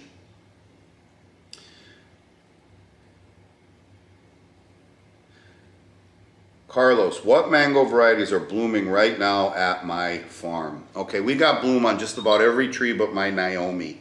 So I've got my Namdok Mais are not only blooming, but there's already some fruit set taking place, and they tend to bloom a little funny, the Namdoks. My Kit, my Valencia Prides, I have a tiny little Julie mango. It's this big. It's been in the ground about 8 months. It's starting to flower. One of my 2 coconut cream is starting to flower. Let me think, what else do I have here? I have a Raposa, which is a Hawaiian variety mango full of flowers. My Glens are flowering. And then in the other property, the Haydens, the Kents, the Valencia Pride, the Palmer, there's a few Van Dykes, there's some Zill, there's Namdok Mai there. They're all flowering as well. The only one on my property that ain't flowering this year that's a full-grown mature tree is a Naomi variety, which is not a very well-known variety. And who knows, it still could flower, it just hasn't started yet. Alex Wang, how many mango trees do I have? Well, I don't know. I mean, I've got here on the property I own, maybe 30. I'd have to count them. And then I've got 6 acres of mango on another property, which is probably another, well, they're pretty spaced. 300. There are 300, another 300 trees that I lease property. So 330, 350, something like that, mango trees. John F. Gary mango is really good. It is. I mean, it's so good. Oh, Doug. Hey, what's up, Doug? How you doing? Doug was here today. Doug was here when I cut my thumb. He was standing right next to me when I cut my thumb. In fact, I guarantee you, Doug was watching me mess with the knife, about to warn me to be careful, and I got myself. Zach, thank you for the compliment. I appreciate it. John, you're right. Armando would have been good when we were building those mountain bike trails at Virginia Key. He's like us. He's a worker. He's a worker. Yeah, Doug, you've seen Armando. He's a beast. Dave McEwen, you love our content. Thank you. You've just started growing your own avocado trees in New Zealand. That's fantastic, man. I hate the fact that one looks like it's died, but that's going to happen. In fact, if you look at some of my recent videos, you'll see I put 2 in the ground in the spring last year. I had to rip them both out. They were doing terrible. Now I got them in pots and I'm babying them back to life, even though, I mean, I don't have to do that. I could just throw them on the ground, let them die, and replace them with other stock.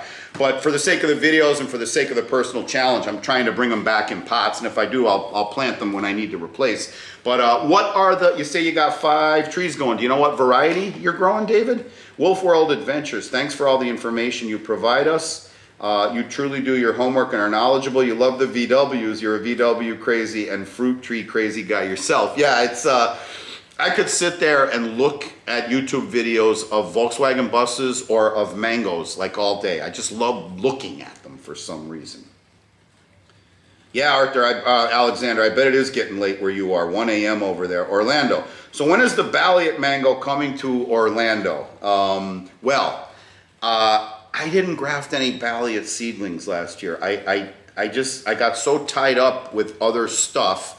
And then this is the first year we had enough Mamey that I could sell them commercially. And so as you've seen in my videos, I've been spending a lot of time focused on Mamey. And I also have a lot of fruit stands and stuff buying Mamey off me now. So I've gone from like this corporate guy that retired and was like a half-assed sort of farmer, kind of cringed inside when I'd tell people I was a farmer. Now I'm running a business again, you know?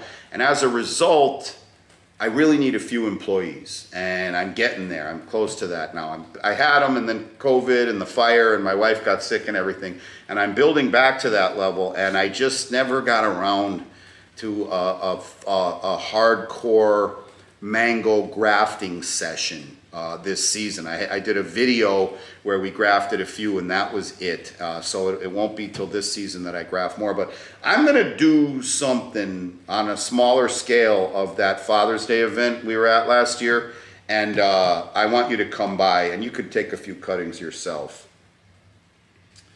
Hey, Running Kicks Butt, I know you. How you doing? Your daughters are fully grown now. I'm seeing the pictures. Yeah, Tommy was here and he's gone. David, yeah, it'd be cool. David, I'd love to visit you. I think you're the one that did you say New Zealand or somewhere down there under the equator? I rarely leave my zip code these days, but if I could just fall asleep on a plane and wake up somewhere, I'd love to. Dwarf Hawaiian, greater good, Running Kicks Butt. I don't know if I asked you this before. When is it too late to graft a tree? Like, is there a time when the tree would be considered too old? No, there's not.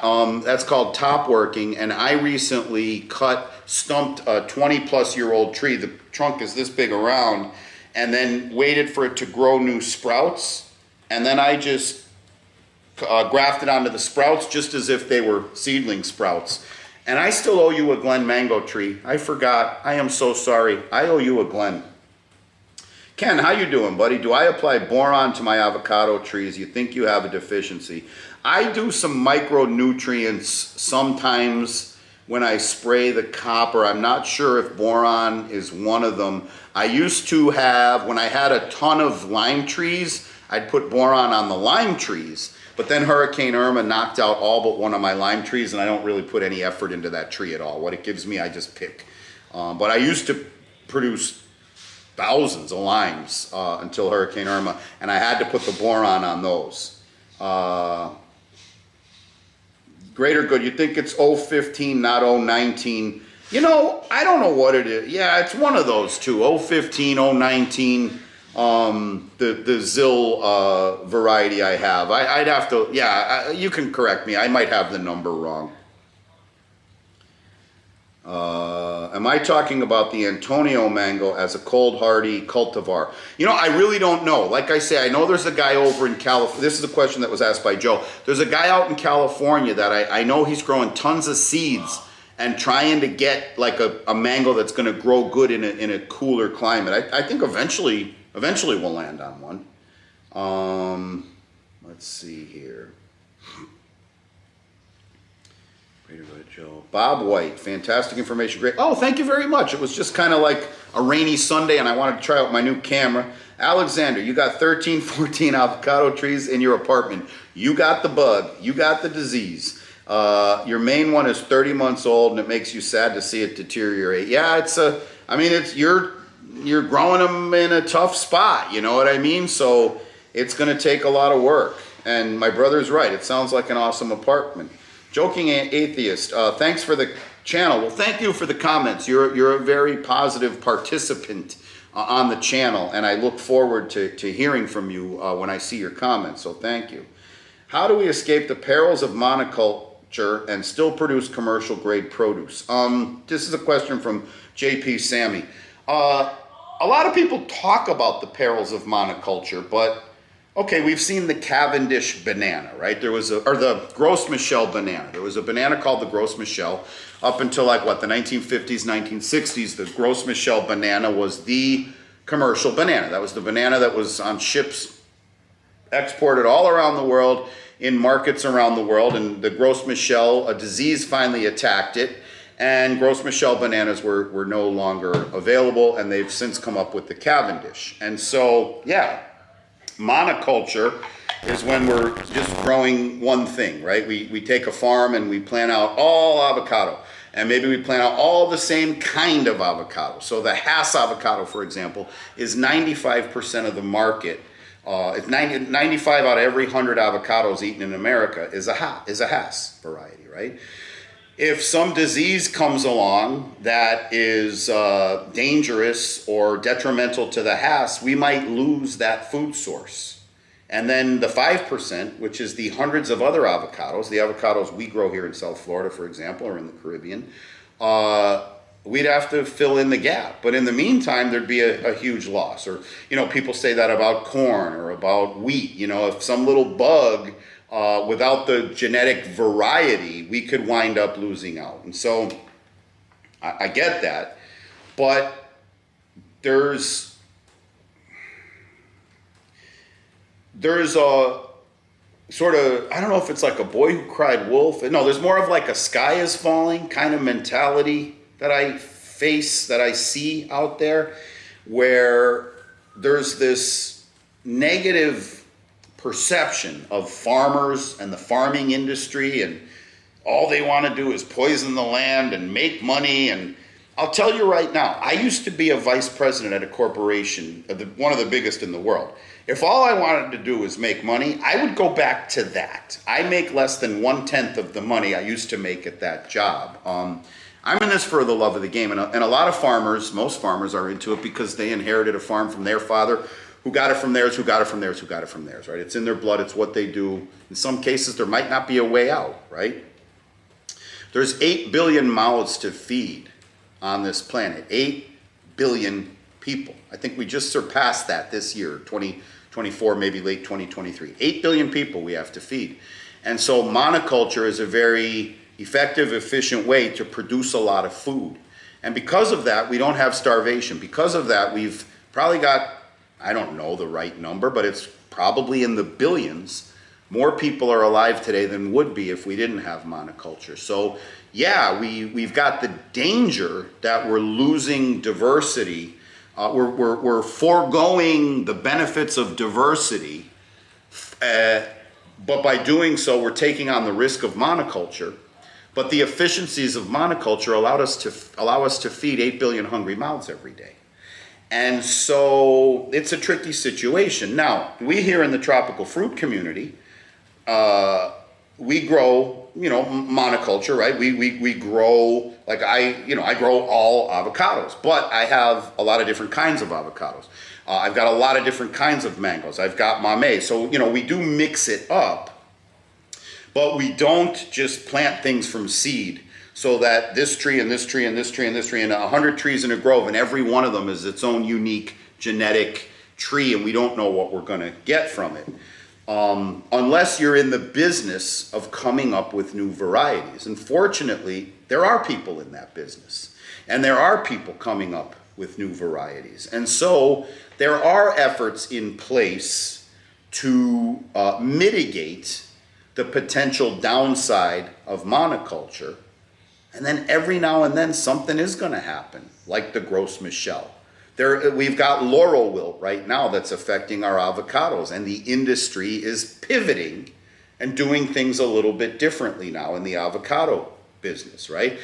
So if someday something comes along and the most common type of tomato is wiped out, we're just going to have to come up with a different type of tomato. And yeah, we might struggle and suffer for a little bit, but right now we got to produce every damn tomato we could. We got to produce every piece, every shred of wheat, every ear of corn we could, because we got 8 billion mouths to feed. So it's a tough balance. And so in summary, I think there's a boogeyman type thing with farming, about farmers are poisoning the planet and all they want is profit and they're putting poison in our food. That's ridiculous. There's poison out there. We don't pour antifreeze. I don't put anthrax to make my fruit grow good, right? We properly use chemicals and fertilizers in ways that scientists have determined is safe, and they continually monitor and continue to reassure us they're safe. And that's how we keep 8 billion people alive on this planet. So I think part of this, anti-farming thing is a lot of doom and gloom, media-driven, that sort of thing.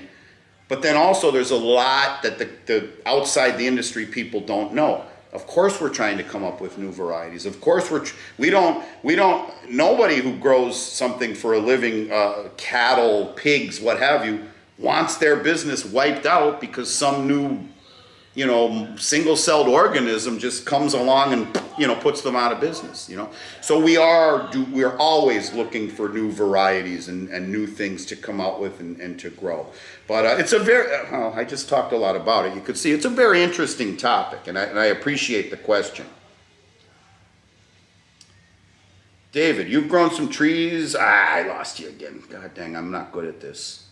You've grown some trees from seed for a laugh and done a scion graft onto one and 3 trip bud grafts onto another, all just using what you grew from seeds. Time will tell how they go for taste. I mean, yeah, look, if what you're saying is you grafted a seedling onto a seedling, you're still just going to have a seedling, right? So it's still going to take just as much time.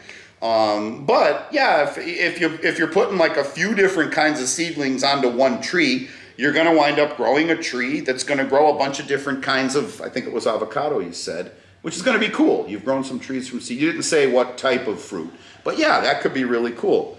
TC, beginning was amateur. Yeah, that, it's my 4th live stream. I'm trying to learn how to use a new camera. I mentioned this was a dry run. And so, you're right.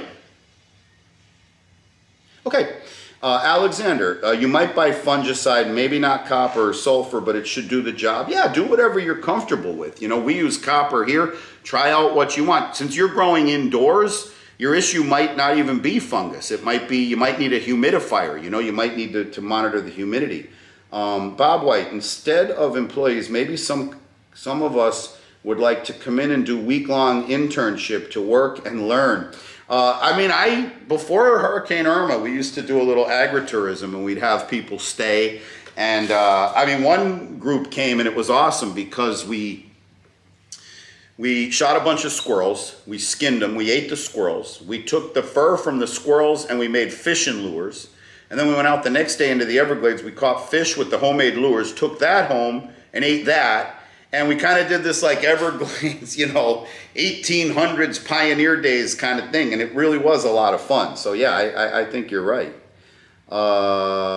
Truly Tropical has a YouTube video of top working mango trees. Yes, Truly Tropical. Chris, I think her name is. Yeah, you say right there, Chris. Yeah, she's got a good video on that. Stuart Garner, what can we expect from Sleepy Lizard for this upcoming mango season? Okay. I've already got fruit set happening with Carries and Valencia Pride. So I'm going to have a ton of Carries and Valencia Pride. Last year I had a lot of Hayden. This year we cut the Haydens. We trimmed them way down. They got out of control. They were too high to even pick. So I don't know that from that particular property we'll have a lot of Hayden. And then toward the end of mango season, we're going to have a lot of Kit, and then we'll have Palmer. But I'm going heavy on Carry this year. Last year, I only sold Cary for 1 week. I just did one picking of Cary because we were picked clean at that point. People love the Cary. So this year, I focused a lot more on Cary. We're going to have a lot more Cary. And yeah, we'll be starting out mid-May with Cary. So that's probably the big change this year. And then we're going to have a lot of kit at the end of the year too. Those are the ones we're focusing on. And then, you know, like I said, this year we trim back the Hayden, but then next year the Hayden's going to be going crazy. So next year will be a Hayden heavy year. Stuart Garner, am I going to start spraying copper on my mango trees soon? Not too soon. I'm starting to get some fruit set on my Southeast Asian varieties, but some of my trees have just started flowering, like literally like in the last 2 days, have just started putting out their flowers. And I won't put copper while they're flowering. I will spray them with Manzate. And so, no, it'll still be at least a month or 6 weeks till I get like a proper fruit set, and then I'll start with the copper. But don't go by me, because things happen depending on where you live and what varieties you grow. If you've got your fruit set, it's time for copper. Okay. Okay, David, I think I asked what you're growing. So you got Reed, Bacon, and Ettlinger. So a lot of people grow Reed down where you are. I hear that a lot. Alex Wang, what's my favorite banana? I'm sitting here with the Namwa. I've also got Blue Java, which is also known as the ice cream variety. In fact, I'll take a bite of this Namwa. I love these Namwas. But my favorite is the Gros Michel. And it's funny because the Gros Michel was the run-of-the-mill supermarket variety. I was talking about it earlier when, I forget the name now, dang it, I'm so sorry, when they asked about monoculture. The Gros Michel was the primary commercial banana, and anything that's banana flavored. So like if you get a banana daiquiri, you know, banana flavored taffy, banana pudding, any type of artificial flavored banana, the flavor is based on the Gros Michel. And while you can't grow Gros Michel commercially anymore because the sickness is just in the air and it's just going to kill them, you can't make any money growing, you can still grow them as a backyard grower, and I do. And when I get a bunch of Gros Michel, I am over the moon excited. The Namwas are good. I love biting into a Namwa, and I'm going to do it right now. Oh, that is so good. But the Gros Michel, it's like candy. It doesn't taste like, oh, I got to get another bite of this. It doesn't taste like something that grew from nature. You would swear it was created like at the Hershey factory or something like that. The Gros Michel banana is my favorite banana, and I can't wait to get another bunch. I had a bunch growing recently, and a dang tropical storm blew the tree down, and it didn't recover, so I lost the bunch. Alexander, you got to go. Thanks for coming. When will I stream again? I don't know, because I'm just sorting all this out. But I think I'm going to start doing like a regular, maybe like 2 Friday nights a month, like the first and third Friday of the month, or maybe like a midday Sunday thing. But I don't know, because that'll clash with football season. Although I could have a game on mute. I don't know. I'll let you know. I'll let you know, Alexander. David, it looks like your bacon's the one that died. Well, bummer. They die. That's why you always got to plant more than you want. Ken, thanks for the answer. Boron is supposed to help avocado trees increase the rates of pollen germination and tube growth. It helps with poorly formed fruit. Okay, yeah, I don't know what. Every other spray, I have the guy who's like the certified spray company add micronutrients. I don't know if boron is in that or not. I'd text him, but it's Sunday night. I don't want to bother the guy. Warpath. Salute. Oh, you're here. Warpath Z06. Looks like we're neighbors. My channel is educational, and you appreciate that I take my time. You'll come up to visit soon since you're in. Oh, yeah, that'd be great, man. Come by anytime. Just go to my channel and get like either my phone number or my email and send me a text. Don't call me. I can't have my ringer on because my phone rings nonstop because I didn't know my YouTube channel was going to take off, so I use my real phone number. If I was to turn my ringer on right now, you'd hear it ringing. It does not stop ringing. It's insane. So send me a text. 46 people watching now. Greater good. Gosh, I'm so far behind. Let's see. Peace Alexander. Okay, so yeah, so he's gone. Lime tree, yeah, your old place had avocado and mango trees. You were able to bring in a key lime tree. Oh, that's the one lime I have left is key lime, and I love it. JP, you're the one that asked about monoculture, yeah. And yeah, that was a detailed response, and it's from the heart. It's how I feel, you know.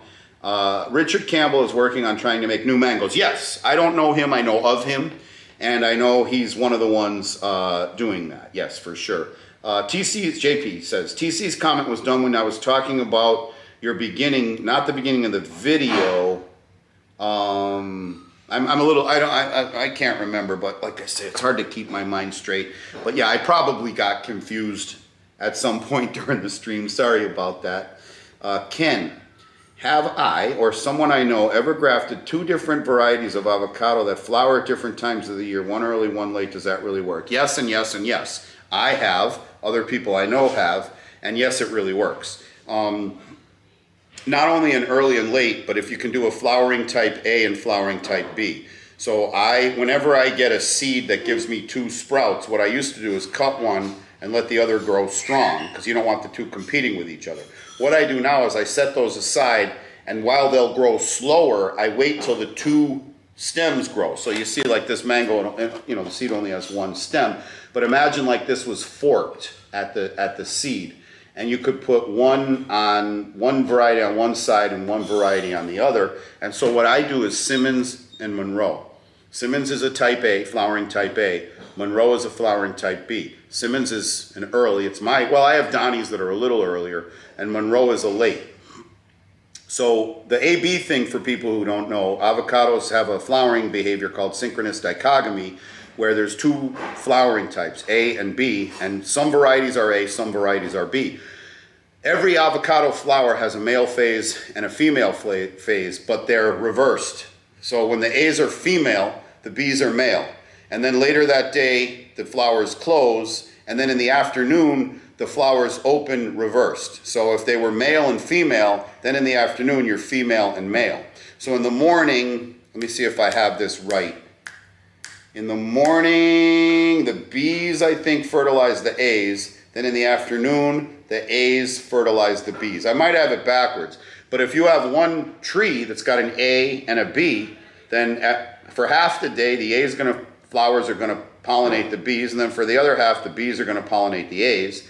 And then if you do it so you have an early and a late, you'll get Simmons June, July, August. Then you take a little break, September, October, and then right after Halloween, you start picking your Monroes, November, December, January, into February. And so not only do you spread out the time of year, but you maximize pollination. So you've got like a truly maximized self-pollinating tree. So if someone doesn't have a lot of space in a backyard, that Simmons Monroe variety is going to give you fruit in the spring into the summer, then a little break, and then fruit fall into the winter. And you're also going to maximize pollination. And yes, I have done that. And I'm going to start doing it with a lot of them and actually start selling that variety tree. Big O. Do I feel that Valencia Pride could be kept small with proper pruning? I'd like a bush style. Your thought? Absolutely. All these trees can be kept small with pruning. A lot of people ask for a dwarf tree. And even if you have a dwarf, you still have to prune them. You still have to shape them. There are still things you need to do to maximize what your output of that tree is going to be. So just because you get a dwarf doesn't mean you just stick it and it's going to be small and not be in the way. You've got to put effort into it at the end of every season. And so yes, you could grow a Valencia Pride and prune it and optimize, shape it. There's ways to do it especially with mango, tipping and stuff like that, where you can make it, you want it really to be a bush. You really don't want your mango tree to be a tree, because whatever's 24 feet or higher, how the heck are you even going to get to that fruit, And so, yes, you absolutely could do that with a Valencia Pride. Now, the reason I like the dwarf, the varieties that have the dwarfing tendency, is because they're also slow growers. Now, for a commercial, I don't want a slow grower. But for my backyard, if I got some Julies out there, some Pickerings, I put in a lemon meringue, which I didn't know, but it appears to be a slow grower. They're just gonna, the Gary. They're just gonna plod along, and they're not gonna interfere with other stuff I have going on out there. And, they'll get to their 10 or 12 feet a decade down the road, and I'll just be getting fruit from them. But yeah, you can do that with avocado too. There's a variety of avocado. Home Depot calls it the Little Cado. It's the Wirtz variety avocado, and it's sold as a dwarf because, avocados left to their own devices will grow 40 feet high and 40 feet wide. I believe the Wirtz tops out at like maybe near 30 by 30, which, while that's 75% the size of a full, a non-dwarf avocado, I'd hardly call that a dwarf. And you're gonna need to prune it anyway. So yeah, pick the kind you like and prune it. You absolutely can do that with a Valencia Pride, yes. Alex, can you send tropical to Canada? I can't. I can send it, but Canada ain't gonna let it in, Therefore I won't. I'm not gonna go breaking, rules and laws of other countries and other states even. But it's not my choice, it's Canada's choice. I can't export to Canada. Yeah, David, I got that you're, okay, I'm a little behind. Joe, you don't know if I know this, but what's my view on CRISPR and its impact on food production? I mean, I follow the stock market, so I follow CRISPR in terms of genetic research and future technology and stuff like that. But impact on food production, I mean, yeah, at some point genetic research is going to discover, hey, we turn this gene on, it grows faster. We turn this gene on, it grows a more nutritious piece of fruit. We turn this gene on, it produces a disease-resistant, plant or something like that. We turn this gene on and pigs grow to maturity twice as fast. I suppose that stuff is going to happen, and there will probably be a ton of resistance to it because, people can't go to a drum circle every day, so they got to get online and bitch about progress. So I don't know. Time will tell. We'll see what happens. I mean, look, if population keeps growing, we're at 8 billion now, we're going to be at 9, we're going to be at 10, are we going to be at 20 billion people someday? And if we are, we're going to need better ways to produce food. And our problem really globally ain't food production, it's the logistics of getting the food to where the people are. And so we're talking about coming up with like a cold hardy mango, right, in throughout this thread. Well, what if we use genetic technology, CRISPR technology, to come up with a way to make mangoes that grow in colder climates? Well, now people can grow their own mangoes in places where they couldn't. And now mango, logistically, instead of having to get a mango from Thailand or India or South Florida, you can get it from the guy down the street, So, and that'll come with all its negatives too, I'll probably be dead and gone by then. Yeah, Bonks, I think this is my 4th live stream. And I didn't plan on it going this long. I didn't plan on getting this many viewers. I was mainly trying to test my new camera and my microphone. JP wants me to look into octopot growing. Okay, I'll look that up. Maria, how do we get a hold of those bananas? Well, okay, I owe you a Glen Mango. And I owe you, and let's throw in some Gros Michel bananas too. Sorry about that. Doug, yes, the ice cream, the Blue Java, I know it's delicious, and I saw that yours are going great. I gave Doug a pup from my Blue Java clump, and he's growing them. Bonks, how do people visit me? Go to my channel, go to the About section, and either send me a text or send me an email. Don't call me, because I don't answer my phone. We can set up a visit. I get visits all the time. Doug was just here 2 days ago. P.S. What's the best way to clean the flesh off a couple bushels of mangoes for seeds with the least amount of effort? Soldier flies are another technique. Okay, so you're saying you don't want to use the flesh, you don't want to eat it, you don't want to make jelly, you just want to let it come off. I don't know what your timeline is, but I would just lay them in the grass or put them in a, make a big trough and lay them. And then once everything gets soft, I'd go in with either a hose with a high pressure nozzle or like a power spray, you know, with not a super high pressure, and just whoosh, just spray all that flesh away, and you'll have your seeds. That's the way I would do it. JP, octopot method is where some growers allow only some of the root to touch the fertilizer directly, which could come. Oh, okay. I wasn't aware of that. Interesting. I'll read up on it. Bob White, with all the fiber you eat, any side effects? Haha. You could set your clock by my regularity. Let's put it that way. You can set your watch. Yeah, and JP, you're right. You can prune it later. Greater good. If you have a decent amount of organic matter in your soil, you don't have a boron deficiency. Yeah, I like I say, I don't know. If I don't need to know something, I'm not going to go seeking the answer. You know what I mean? And I just know I've learned from the guys that went before me how to run this grove, micronutrients every other spray. That's what they do. That's what I do. You know what I mean? So yeah. Nicholas Templeton, is there a general rule on how big a mango tree should be before letting it try to fruit? Okay, great question. I go by the thickness of the trunk and the thickness of the branches. The question Nicholas Templeton is asking is like when a mango tree used to grow in nature, it would grow from seed, and just like a human being, it really takes till its teen years that it's going to be able to reproduce.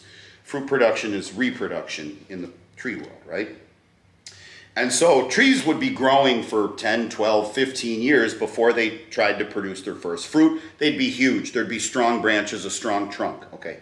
When we graft a tree like this one, when we take a cutting from a mature tree and splice it into a little seedling, this cutting came from a Ford tree. The trunk out in my backyard is this big around. It's probably a 30-year tree. And that came from a cutting of a different Ford tree that was probably, 20 or 30 years old, right? So this is basically the continuation of the DNA from the original Ford tree. Maybe someone could Google that in the chat and let us know when. So what you have is an already sexually mature cutting on top of a little tiny seedling. So when it gets only this high, it's going to try to flower and fruit. Well, mangoes are a couple pounds each. If you have a thin little tree like this and it wants to produce a piece of fruit, it's going to knock the tree to the ground, it's going to crack the stump, it's going to break the branches. Okay, or it might just fall off. And so what growers do is when we see the flowers are converting to fruit, we just go out and we clip them. We don't let the tree grow the fruit. Because what's the point of this tree wasting its energy, spending 4 months growing fruit that's only going to fall off or break the branch or tip the tree over before the fruit's mature and ready to eat anyway? Wouldn't I rather the tree take that energy to grow up straight and strong instead of producing fruit that's only going to get wasted? So the question Nicholas is asking is, how big do we let them get? I don't really have a height size. For me, it's more when I look at the trunk. And when the trunk is like, maybe 1.5 inches, 2 inches thick, that's when I let them start to produce fruit, because, the tree is strong enough at that point. And my commercial mangoes are in a grove that the trees are already mature. The ones I'm growing around the house, I've got some commercial ones in my grove, but they're mostly like my collection for us.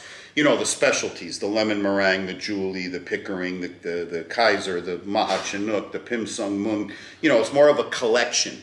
Those I'd rather let them grow a little bigger. But I don't really mind, like maybe at year 4, if I get a dozen fruit off them. Whereas if I was growing them for a grove, I might not let them produce till year 5 or 6. You're welcome, Avisan 10. Look at Lime Tree. Remember to hit the like button. I never tell people that stuff. I need to start saying that. I don't like sounding like one of them young. I'm an old man. You know what I mean? I don't like trying to sound like them young YouTubers. Greater Good, Rosa mango from Brazil. Never tried it. I have had the Rosy Gold. When I saw Rosa, I thought that's where you were going. The Rosy Gold, which I believe is the earliest mango to fruit. In fact, I think some people have already started picking a few Rosy Golds here as we come to the end of February here in South Florida. Okay, Sid and Big O are talking. Okay, good. I'm finally getting to the bottom here. Adnan, you have 3 5-year-old Hass, which don't produce. They're grown from seed. Should you buy a grafted tree and use it to graft onto your Hass? Yes. And technically speaking, if you grew them from seed, they're not Hass. They're a Hass variant. They're offspring of Hass, but they're not technically. They're not going to be a Hass because there's only one Hass. And that was grown in the backyard at Rudolph Hass's house in La Habra Heights, California in the 1920s, 100 years ago.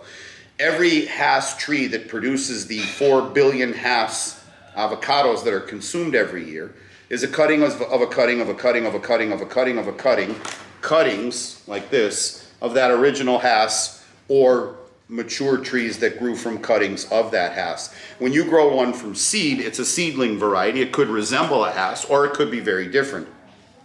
That was a little bit of a pedantic digression from your question. Your question was, should you buy a grafted tree and use it to graft onto your 5 Hass seed-grown seedlings? Yeah, that would be an awesome thing to do. You could get yourself maybe like a 7-gallon tree that's like shoulder height, and maybe there'll be 7 or 8 good cuttings you could take, and you could prep your, how old were they? Your 3 5-year-old Hass seed-grown seedlings and try grafting onto them. Yes, you absolutely could do that. Alexi Dolgaris, do I know anything about transplanting ice cream bean trees? Never heard of an ice cream bean or an ice cream bean tree. Sorry about that, Alexi. Alex Wang, when did I start planting mangoes, avocados, etc.? And who taught me to plant the fruit, or who inspired me? I've been doing this since 2013, so this is my 13th season. The property I live on, the grove I bought, was already planted out, was mostly avocado with a handful of mango and a bunch of other like specialty fruits. Also a lot of hardwood and a lot of like just weeds and nasty stuff on the property too.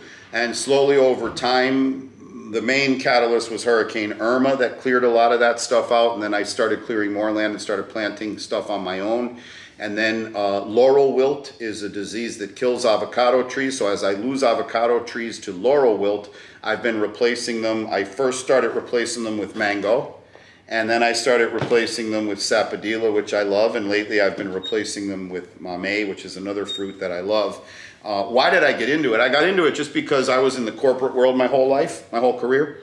And I went through the tech crash in 1999-2000. I went through the credit crunch in 2007-2008, and watched people get laid off, watched people lose their jobs, watched people's careers just get flushed down the toilet, watched those people have excellent opportunity, very high-paying jobs, and spend every cent.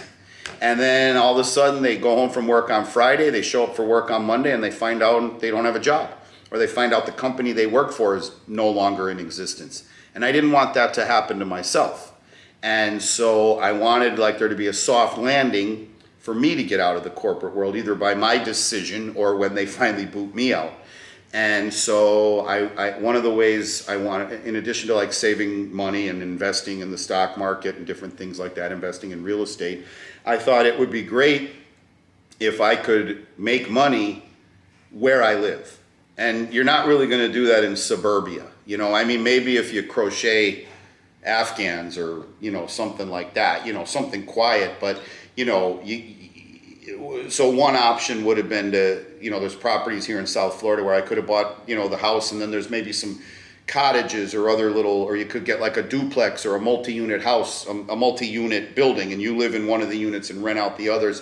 But I didn't really want to deal with like tenants and people's toilets blocking up at 1 a.m. and stuff like that. And then I looked into boarding horses. You could buy properties down here that have horse stables and, charge people to board their horses and caretake their horses. And then I started looking into fruit grows, lychees, mango, avocado.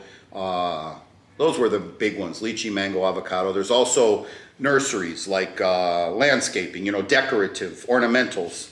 I could have maybe got a place that was like a house with a nursery, 5 acres of like nursery. And I chose avocado. The reason I chose avocado is because avocado is steady. The varieties of avocado we grow here in South Florida tend to produce every year. They tend to produce the same amount every year. The price tends to stay relatively stable. Lychees, any given year with lychees, you can make 5 times as much money off of lychees as you could off avocados. Then you might have 2 years where you don't get a lychee crop. And so that was a little more up and down. Maybe if I was younger, I would have gone with lychees. Mangoes, delicious, high demand, but there's also a super high supply.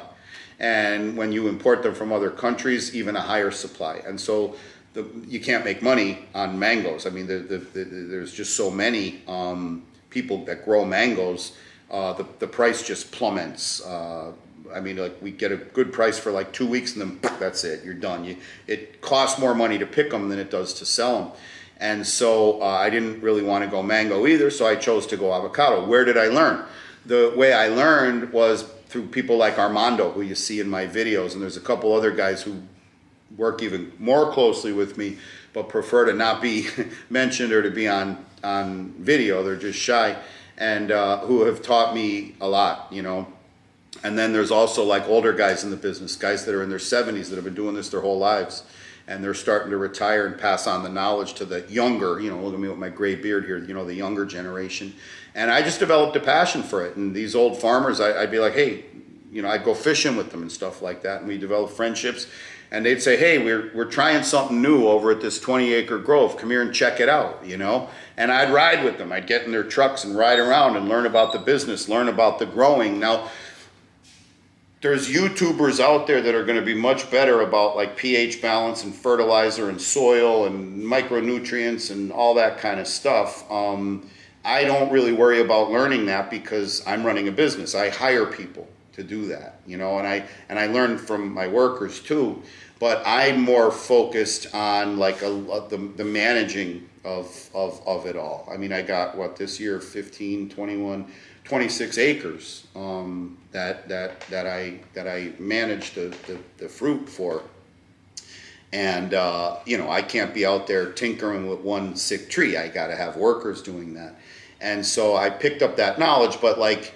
If you want like very specific mango knowledge, you go to Alex at Tropical Acres, or Chris at Truly Tropical, or Julian at Lara Farms, or really Julian you go to for almost any fruit. I think that also applies to Chris and Alex, And then there were some other names brought up on the chat here where that very specific, scientific type horticultural knowledge kicks in.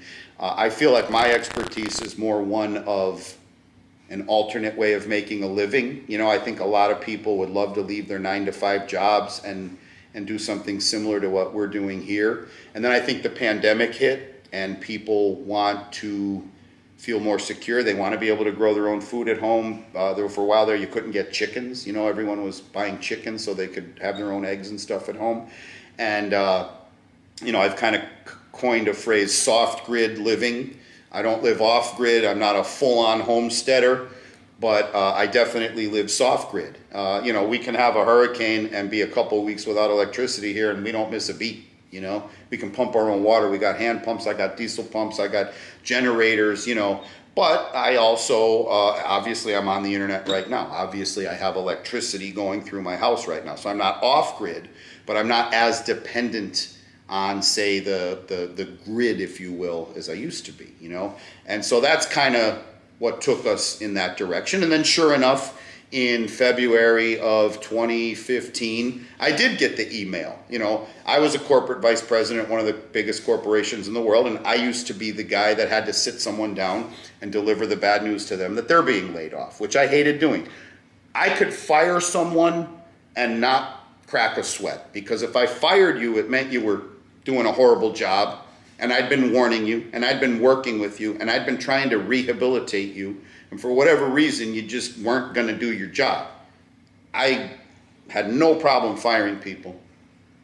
But one of the hardest tasks I've ever had to do in my life is lay someone off, where you're taking a quality worker, and you got 30 employees in the corporate office back in New York City or Munich or wherever they were making those decisions, says these 5 no longer work for the company, and you got to tell them they're fired. And I hated doing that, And I knew someday someone was going to do that with me, and that day came. And when that day came, I was like, cool, because I'd been saving my money, I'd been prepping for it, and I had a place now that at least the income from the farming business would pay for my house. And so I wouldn't lose the house, and then I could go on to find other ways to make money. Long answer, but that's what you asked. How did I get into it?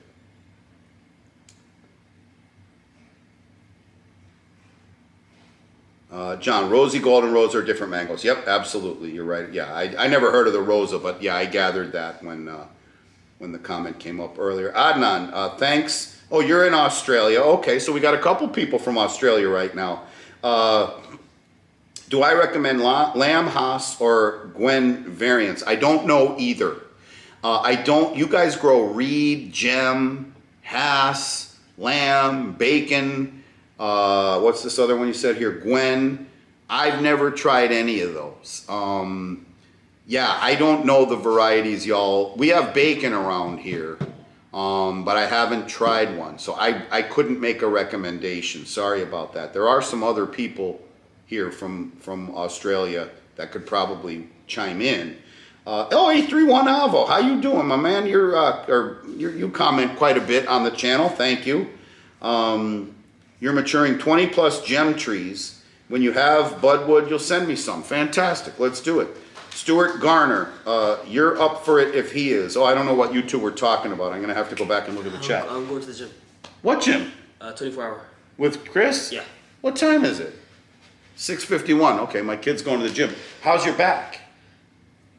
Don't F it up worse. Okay. I'll make you go to the doctor tomorrow. Okay. What are you going to do?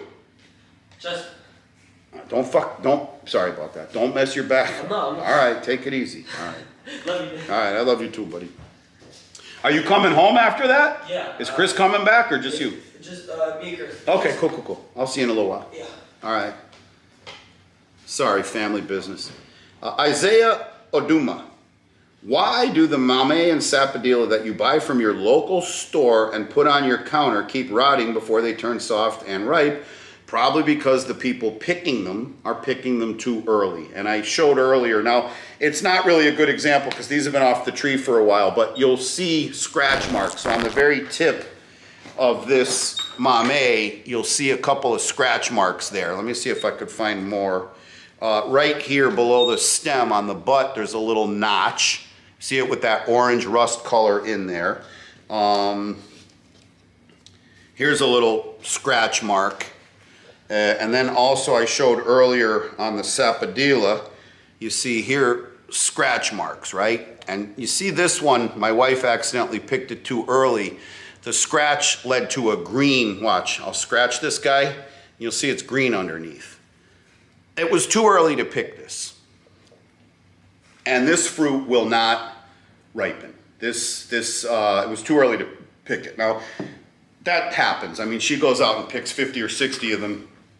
Every now and then one's gonna fall off the tree, she's gonna throw it in a bag or something like that.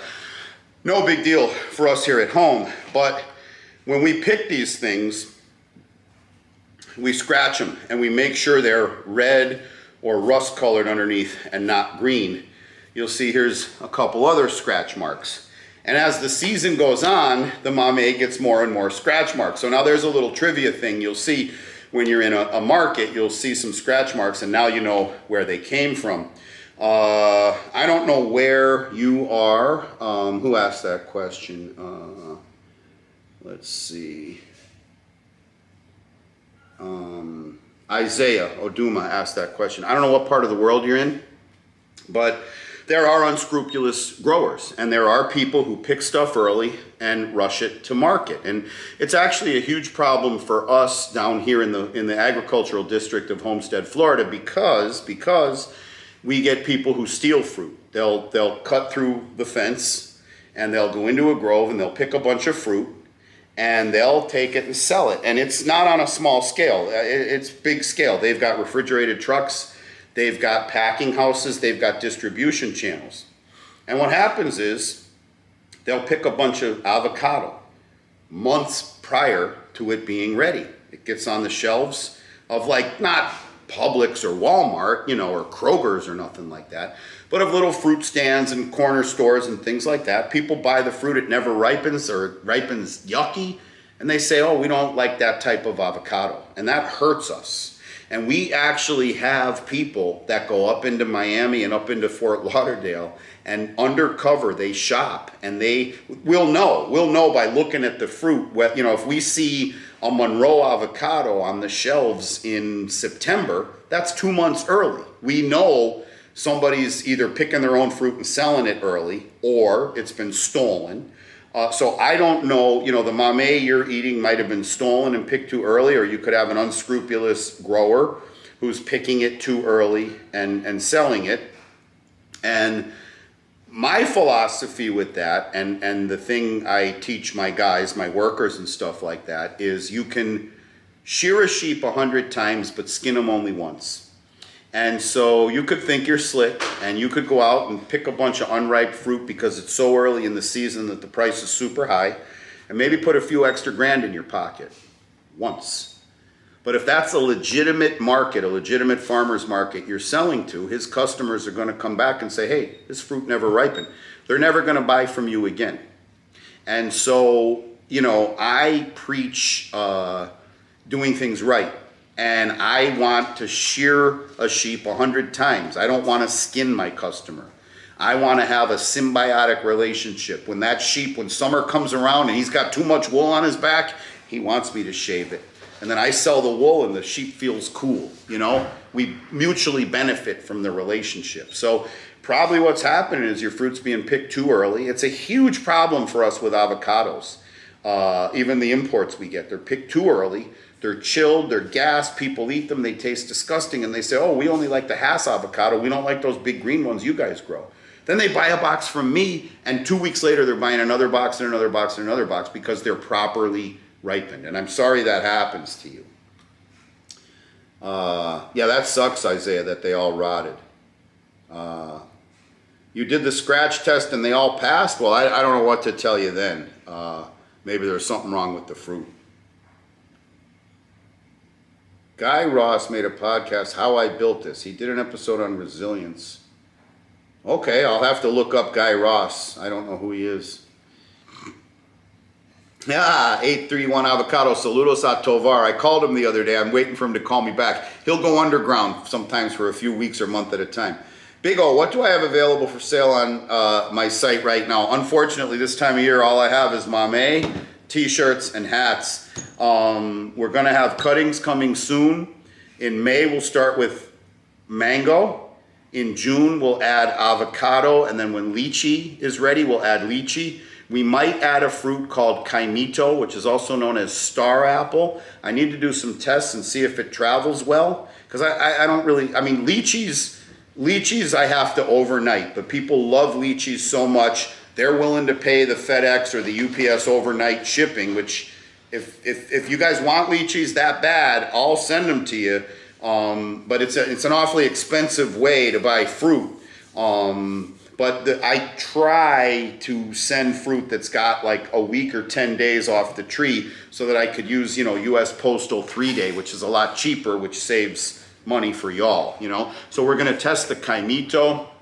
But this is a dead time of year for me, Big O. This is the first year. 2024 will be the first year now that I can have my website open all year round. Because now I'll have mamey, February through March, February through May. Then May I'll start with mango, we'll roll into lychee, avocado, then we'll move into Key West, Mame, and then we'll move into the late season avocados, which I could leave on the tree until February. In fact, the Monroes get better later in the season. Around Super Bowl time, they're really delicious. And then just as I'm finishing with Monroes, it's time to start Mame all over again. So we're finally a 365 day a year operation. Oro Negro, Big O wants to know. Okay, means black gold in Spanish, and it is it's a black, it's an avocado that the skin turns black. And unless a new one's come out, as far as I know, it's known to be, via testing, the most cold resistant avocado tree. It can handle a few hours, one night, like not nights in a row, but like if the temperature even dipped into the low 20s or even below 20 for a few hours at night, the Oro Negro is supposed to still be able to survive and still be able to produce fruit that season. I don't have any personal experience with that, but it's said to be the most cold resistant variety. I've not tried it, so I don't even know how good it tastes. I'm told though it tastes really good, that it's one of the preferred varieties. And when I was selling trees, I used to sell a lot of Oro Negro to the Houston, Texas area, because they can get frost and freeze in the wintertime at night. Alex Wang, mangoes or avocados? I'm not sure the clarification you're asking about, but if you're asking me, do I have to pick one? From a business perspective, avocados. From a personal pleasure, I probably would rather bite into a mango than an avocado, just from a taste perspective. What we're doing to mango, you want to do to apple. So, yeah, so you're looking to try to find a variety of apple that you can grow in the tropics. I mean, I feel like if you live somewhere and you keep planting seeds, from everything I've read about evolution and genetics and stuff, eventually you'll get that mutation that works. Now, the only problem is I think some of that stuff works over the course of thousands of years, but yeah, I'd say keep up with it. Big O, that's how you talk to your boss. Your boys, okay. Stuart Garner was saying he was up for you to make a video of you identifying avocado varieties. Oh yeah, I could probably identify a bunch of them. I think if it was me and a couple of my workers, we could probably have an over 95% hit rate. There's a video out there on the Fruitful Trees channel. I was the game show host. I didn't participate, but we had a bunch of mango experts, and I held up a picture of different varieties of mangoes, and they had to buzz in and name them, and it went well. Actually, there was one point where nobody got the mango, and I got it as the host, if I may brag for a second. Yeah, I'll tell you what, Greater Good, it's cougar time whenever he goes to the gym. My wife catches dirty old ladies, and by that I mean like 25 and 26-year-olds checking out my son and the rest of the kids on his football team all the time. Lucky kid. Isaiah, you're local. Okay, you're in San Jose, California. Okay, all right. And John's right, they do need love. Grow your own food. Does YouTube make up a significant percentage of your income, or is more a way to bring in an audience to purchase from my farm? You have a very small YouTube channel and you were just wondering. That's an excellent question, Grow Your Own Food. And the more time that goes on, the ratio of what I make from YouTube gets bigger. But I still make more money off of my fruit. However, you got to remember, a lot of my fruit business is selling to fruit stands locally here and also to wholesalers who then sell to Walmart and Publix. So that's the lion's share, like if you were to do a pie chart, right? And then my retail business grows every year because I'm doing online to you guys.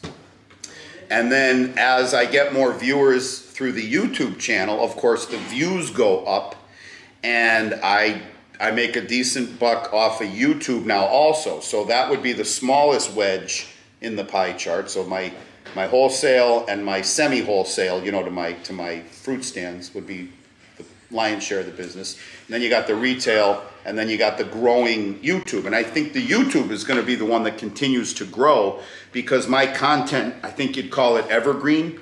You know, it's not like I'm talking about last week's congressional scandal or the Super Bowl. You know, grafting a mango is the same today as it was 100 years ago. And so I have videos that maybe only have a couple of thousand views, and then I'll wake up one morning and there'll be 50,000 views from a 2-year-old video, you know, just because some people started Googling it and then it kicks into the algorithm. And so that income, you know, I guess if you were to look at the graphs, that one's growing pretty steadily. And of course, as that grows, the retail side grows. And what happened there was I don't know why I wanted to make videos. Well, I guess I do know why. I just feel like no one ever lets me talk. I feel like, I don't know, people like have forgotten how to listen or something, or maybe I'm just the type, I just shut up when I see people ain't listening. And so YouTube gives me a chance to express myself. And I made a video about Monstera deliciosa, and it got like 80,000 views, and people liked the video. So I started making more videos about the fruit. Then people started asking me, can I buy the fruit? Then and I would just be like, well, yeah, I'll send you some fruit for free or whatever, send me your address. And then it got to the point where I couldn't be spending $500-600 in postage fees just to give complete strangers free fruit. So I created the website, so basically just so I wasn't losing money, you know, so people could go on and order fruit and I'd get some money so I could pay for the shipping. And then it took off, and I started selling the fruit online, and that's like my retail outlet. And now I just sell it, you know, packed in paper in a U.S. postal box.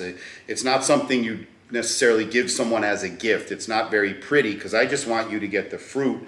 There's other folks out there that, you know, have really pretty nice packing and stuff like that, but their prices are like 3-4 times mine, which, you know, whatever, people charge whatever they want, but I'm not the type that really wants to put, I don't want to charge you guys for tissue paper and pretty designs and stuff like that, you know. So, but it's been growing, and I think there will come a time when YouTube might be my primary source of income, just by the way the growth is.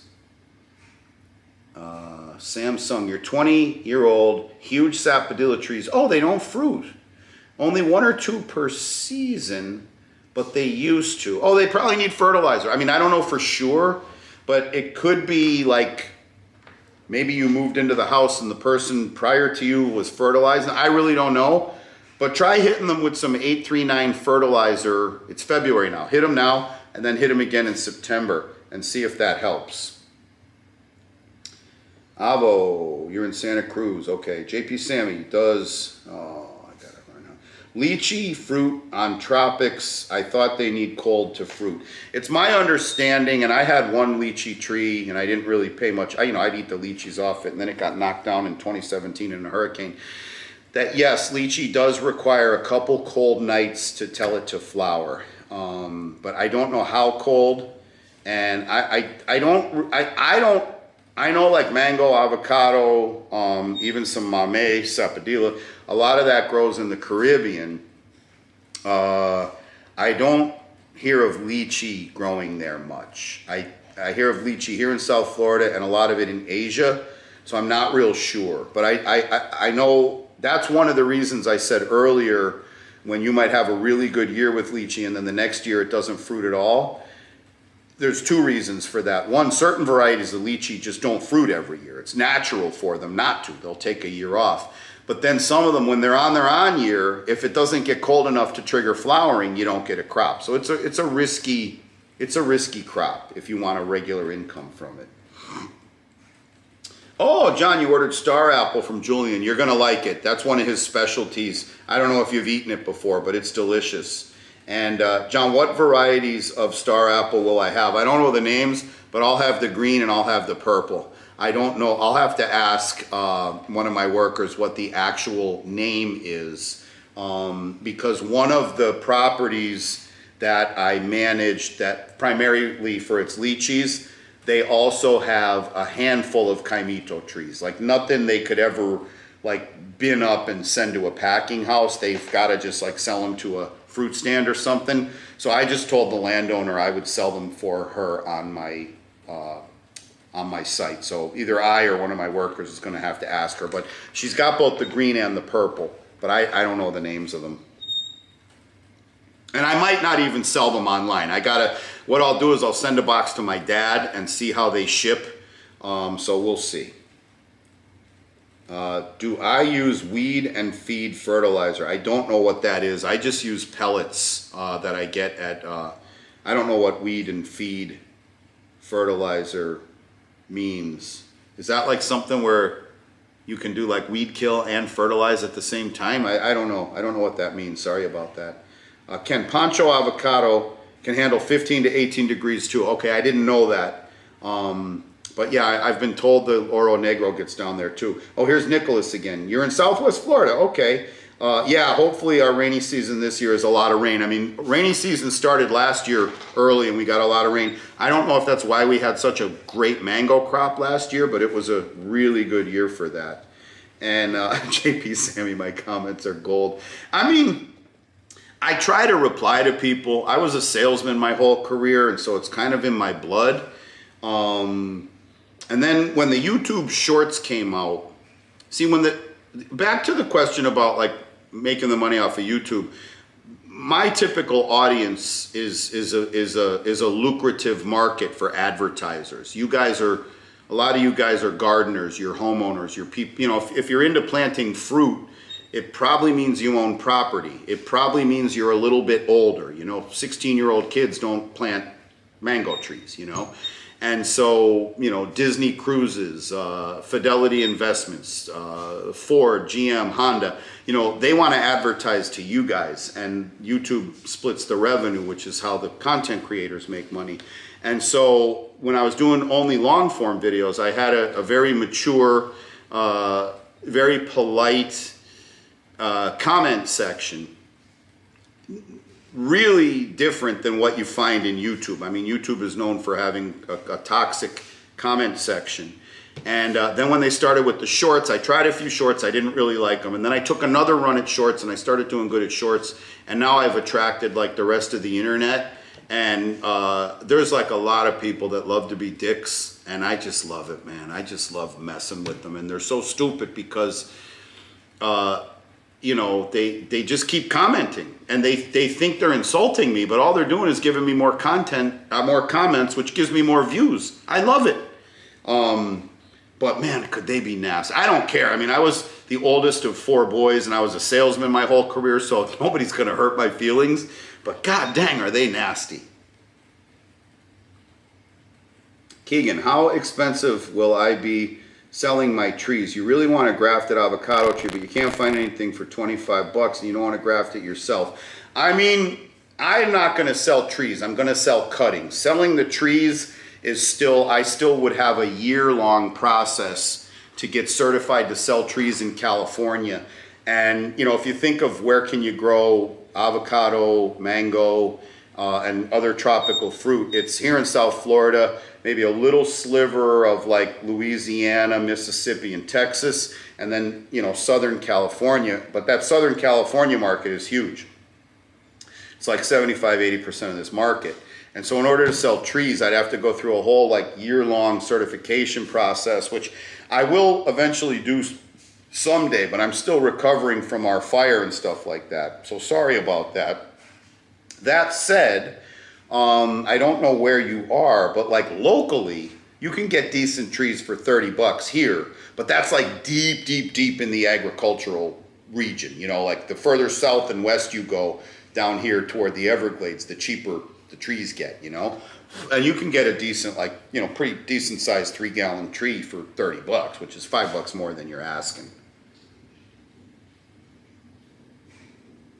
Isaiah's looking for a new place to buy mame that's semi-local. And I can't remember if you said where you are, Isaiah. I mean, I got them on guacfarm.com. That's where I sell them. And, you know, but I'm like, I include shipping. Mine is 60 bucks for 6 pounds. I usually put extra in the box. I mean, it's not like I'm looking to come in at exactly 6, but that comes to roughly 10 bucks a pound. If you were to come to South Florida and get them at the fruit stands, you're going to pay $7–8 a pound anyhow. So it's not like a crazy, outrageous price if you can, you take into account the packing and the shipping. So if you want to try ordering some from me, I'll have them for the next couple months. Guacfarm.com, GUACFARM.com.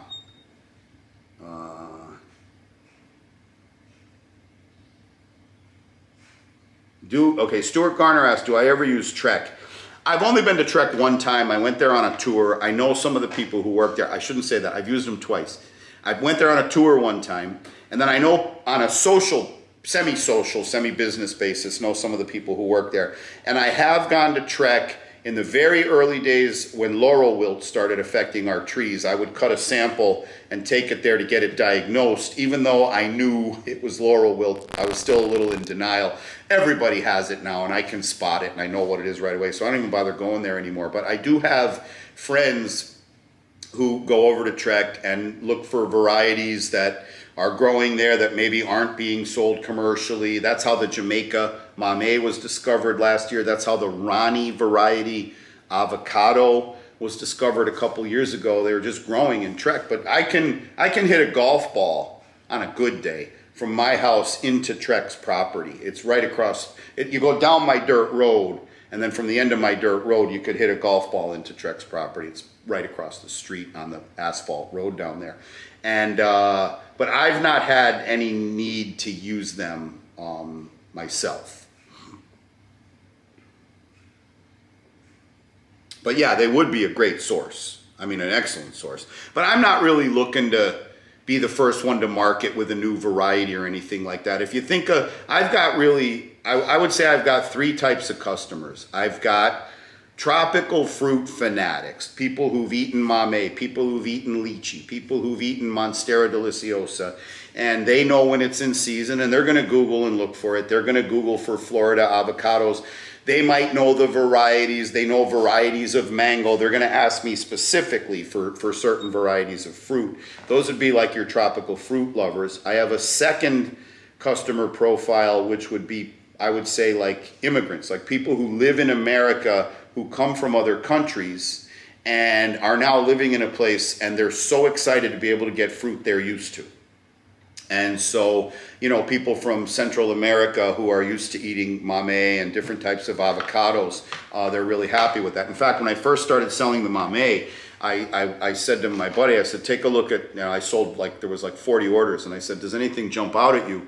And he said, no. I said, look at the last names. And all but two of the last names were Spanish names, Spanish-speaking people. And I said, that's because most people, just your average, Bob Johnson from, I don't know, from Sheboygan, Wisconsin, he never heard of a mame, And so the second thing I get are people from the Caribbean, people from Cuba, people from Puerto Rico, people even from Asia, who are like, oh my God, you've got chicus. I haven't had one in 15 years, and they love them. Or I'll have Cubans like different types of avocados than say American people who are born here who live in California. They tend to like a more fatty, more strongly flavored avocado, where Cubans tend to go for a more bland, they use it as a side dish, almost like a starch on their plate with dinner. And so I can a lot of times I can guess where someone's from just by, if someone asks for a Julie mango, I can almost guarantee they're from Jamaica, People from Jamaica love the Julie mango. So my second type of customer are, transplants who are wanting to get a little taste of home. And then my third type of customer are adventurous people, you know what I mean? And they see a TikTok about the Monstera deliciosa, and that if you eat it too early, it'll burn your lips, but if you wait till it's ready, it's one of the most delicious things you ever tasted. And they're like, oh my God, I can't believe I found one of these, Or they'll see some guy over in in a jungle somewhere show some new type of fruit, and then they Google it and they find that I have it, And so, a lot of those people, it's not so much that they want a specific variety, although that's maybe with the mango they do, but they just want to get a little taste of home, a little tropical fruit or something like that. So, it's not like I need to have 100 different types of avocado and 100 different types of mango. to satisfy my customer base. Whereas if I was a nursery grafting trees, then yes, I need to have, you know, all kinds of mango, all kinds of avocado, all kinds of mamey, all kinds of star fruit, you know, what have you. And to find a new one is awesome, because then people can add a new one to their collection. So as a fruit grower, I'm not so much concerned with coming out with like the next type of fruit. Whereas if I sold trees, I'd try to be over at the Trek once a week, you know, getting to know them. But excellent question. Lime tree's joking, it's messed up, we ate the squirrels. Yeah, we eat the squirrels all the time. I used to shoot them, and then we had a housekeeper, and she started to cry. It made her sad. So then she left, not because I was killing squirrels. And I got a new housekeeper, and there was a ton of squirrels, and I was like, hey, you mind if, you know, if I kill the squirrels? And she's like, do I mind? She's like, I want to eat them, like save them for me. And so I shot about 6 squirrels for her. She ran out, skinned them squirrels, called her sister, told her sister to start making stew ingredients, and they're going to have a squirrel stew later that night. And then she would work on Wednesday. She'd come every Wednesday. And she asked me to save, like, only kill squirrels on Wednesday so she could have fresh squirrel. And then I watched the way she skinned them, and I learned to skin them. And then as a novelty, we ate them. And so, you know, sometimes if my son's having a sleepover, all the other boys who've ate squirrel, there might be a new one there, and we'll let him kill a squirrel and peer pressure him into eating one, you know. But there's another side of me that, like, I think it's important. I'm raising a boy. You just saw him here, you know.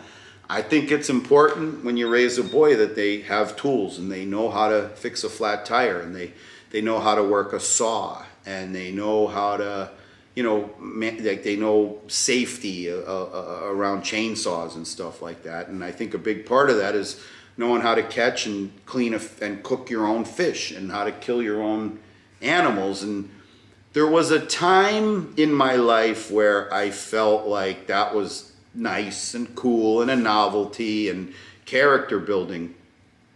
Then during the pandemic, I realized that as a society, people were very okay with letting other people cripple the infrastructure of this country. No one really tried to fight it, or the ones who did try to fight it were very much shut down. And we came close. I mean, it's years later, and there's still things you can't get at the grocery store. When I need parts for a lot of my equipment, the stuff that used to be stocked on the shelves might have a 2 or 3 month wait nowadays. We in the agriculture industry, we even had a super hard time getting nursery pots, fertilizers, different things like that. You know, when you're in farming, you really see the guts of the logistics of the infrastructure of the American economy. And I thought to myself during the pandemic, you know what? I'm glad that I can kill and clean and cook my own food. And I'm glad that my son could do it too. And I'm glad that my son knows how to, you know, fix things that go wrong in a car and fix things that go wrong around the house. Because I saw how close we got to needing those skills in order to survive. And I feel like we could get there again now. Like, I ain't no, you know, prepper. I'm not going to go to some compound up north or something like that. But I saw we got real close to where people who don't have them skills were going to be getting desperate. And so, yeah, that's why every now and then I just like to have my son shoot a squirrel, skin it, and cook it, just to keep him fresh on those skills, you know. What else we got here? Julian DiDonato, live. This is cool. How you doing, Julian? Fruit Florida. There are lychee farms in Sebring, Florida that do well. Yeah, like I say, I know it requires that chill at night. I don't really know a lot about the lychee growing. Steve and Jenny, I don't know if that's the same Julian from Lara Farms, if that's who you think, or maybe you know that guy. Maybe you know this other Julian. I'm not sure. Julian DiDonato. Unless that is Julian from Lara Farms. I don't know. JP Sam, you live in South India, and heard about Mamey first from me. I assume you're talking to Sid first from my brother. Wow, that's cool. Oh, Chris Farr, how you doing, buddy? How's everyone doing? You have mame sapote frozen in the freezer, and it is awesome. And I think you got it from me, right? I'm pretty sure you ordered some from me. You're gonna love it when you thaw it out, because when you put these suckers in the freezer, when you thaw them, they actually sort of melt like ice cream. It's weird for a fruit, but you can kind of like lick it and it's gonna melt. It's gonna taste like ice cream. If you haven't tried it frozen yet, I can't wait till you do. And if you have, go into the chat and tell us. Oh, Mike thinks I'm the coolest, or at least I hope you're talking to me, Mike. But thank you. Carrie, what up, mofos? I know what you're saying there. Carrie, oh God, I'm vegan. Oh yeah, you know what, Carrie? I'll tell you what. In this tropical fruit business, I mean, of course, a lot of vegans are going to be attracted to my channel, coming here to the farm, coming to buy fruit. And I know it's hard for you guys that other people don't share your diet and maybe even like your, political views towards the way food is done and stuff like that. And so, but you know what, it is the way it is. The funny thing, Paul from Fruitful Trees, not just a vegan, but he's a raw fruit vegan. I mean, raw fruit vegan, like he don't even cook his food. Very, I would say toward the extreme, the, edge of like what veganism could be. And, but the thing I love about Paul is like, he knows I'll eat a hamburger and he doesn't get on my case about it. We have a very nice way of, and he also is very religious, and I'm as far non-religious as he is religious, and it's very refreshing to have a friend like that. But on the other hand, Carrie, I gotta admit, I am what I am. I am a fisherman, and I do eat meat, so I it is what it is. You're just gonna have to allow for that. Carrie had to leave. She threw up in an emoji. Maxime, hi there, glad to see us. Glad to see you too, buddy. Mike Dorius Rufin, you guys know there's a whole war going on and we're here for avocado and mango. Mike Dorius Rufin, do we know there's a whole war going on and we're here for avocado and mango? I love your comment, and here's why. Yeah, you're right, there's a whole war going on. There's also 2 trillion galaxies with 400 billion solar systems per galaxy. There's a lot of shit going on. And what I've found in life is most of it doesn't pertain to me. And this is going to sound callous, but whatever's going on in Ukraine, whatever's going on in the Middle East, it's way more impactful and important to you that your car starts tomorrow morning so that you can get to work on time, so that you could earn the money to survive and support your family. And so, yeah, you're right. There's a war going on. And I think it's awesome that a bunch of people are gathered here focused on something that's relevant to them because it's their hobby. It's our hobby. It brings us joy. It's nutritional. We're creating food. We're growing trees. We're taking carbon dioxide out of the air with our trees, with these leaves, and we're replacing it with oxygen that us and the other animals need to breathe, right?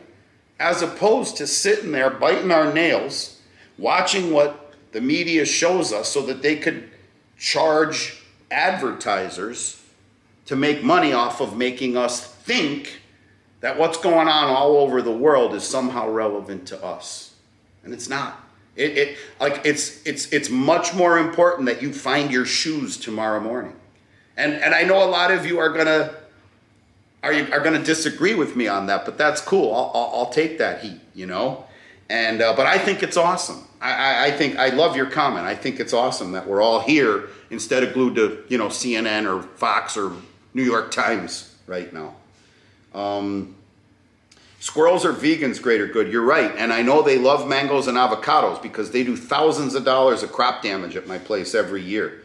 Maxime, couldn't agree more as a hunter and stuff from a rural town. Yeah, like that's how I grew up in Scranton, Pennsylvania. Not exactly the edge of the map, but also a small town. And it's important to you know, to know how to do that stuff. Who am I missing here? Perry, spot on. Do this for your sons and daughters. Yeah, I think it's important. And like now that my son, he just got his driver's permit, and so he'll be driving a car soon. And what I'll do, like I said earlier in the stream, you know, every Christmas and birthday, my dad sends me a knife. It's like a tradition he has. He sends me all kinds of different knives. And what I'll do for my son is every birthday and Christmas, I'll get him a tool. Because tools are expensive. And when you're an adult, you don't want to go out and go to Home Depot and have to buy all the tools you're going to need if you're going to be a self-sufficient person all in one shot. But you can accumulate them over the course of a lifetime. So if I start when he's 15, by the time he's 25, he's going to have a nice set of tools. Yep, Maxime is right. When I hope I'm pronouncing your name correctly, Maxime. Yeah, I mean it is good to have those skills, and we came close to them skills being necessary. Nicholas, when am I going to start selling the cuttings? Will they be posted to your website? Yes. Nicholas, you ordered my. Thank you so much for ordering Mame. Let me just look here. I'll see. Look at the order came in. Look, there you are. Now I know where you live. Thank you so much for making an order of Mame. And yeah, as far as the cuttings go, there's two factors. Number one, it has to be a good time of year for cuttings, which right now it's not, because these cuttings that I harvested that through this little chute, the ones that are all out on the tree right now are putting out panicles and they're flowering. So it's too late for those cuttings. So we need to go through the flowering and fruiting cycle and prep the trees and grow new scions or budwood so we could start harvesting. And then the second factor is we need to dodge winter. You know, I have to, it can't be like ice cold when I'm shipping these things because they'll freeze in the truck. So I gotta, you know, it's not something you can do year round. It's seasonal.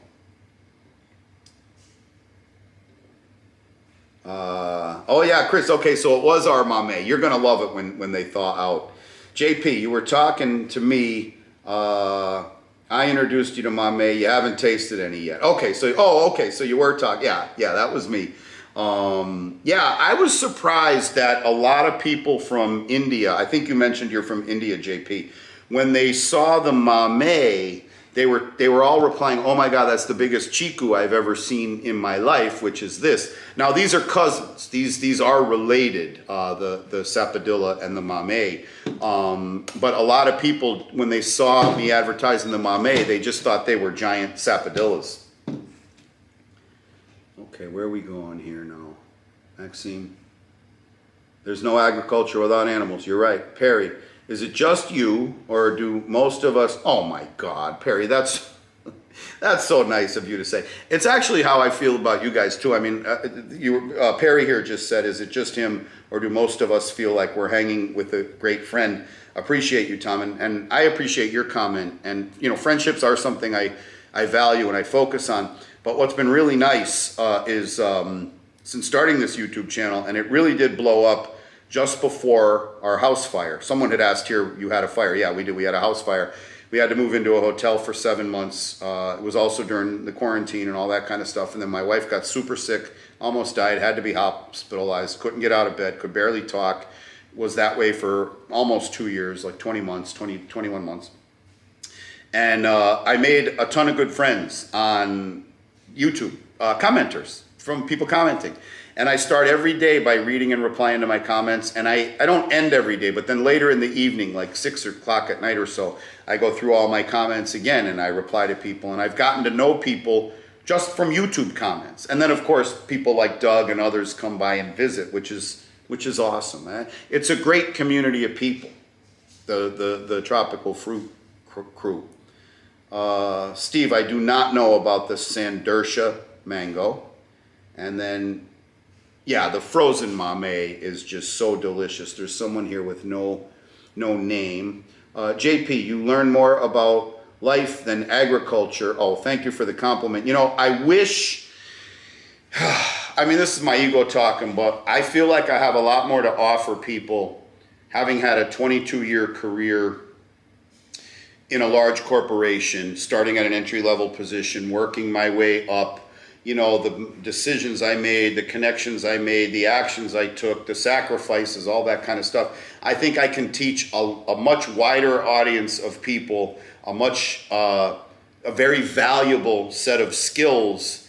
But my page, you know, my audience, of course, is much more interested in the mechanics of growing trees and having a farm and stuff like that. But I feel as though there's a untapped reservoir, an untapped well of valuable information. But whenever I stray from fruit and I just straight talk about, like, you know, career advice and stuff like that, I don't get the views, which I don't care. I'll make a video and not get a lot of views. That don't bother me.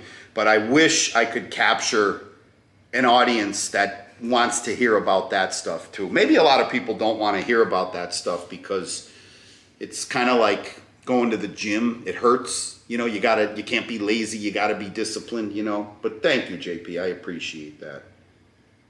What did Steve say? Hold on. I'm falling behind again.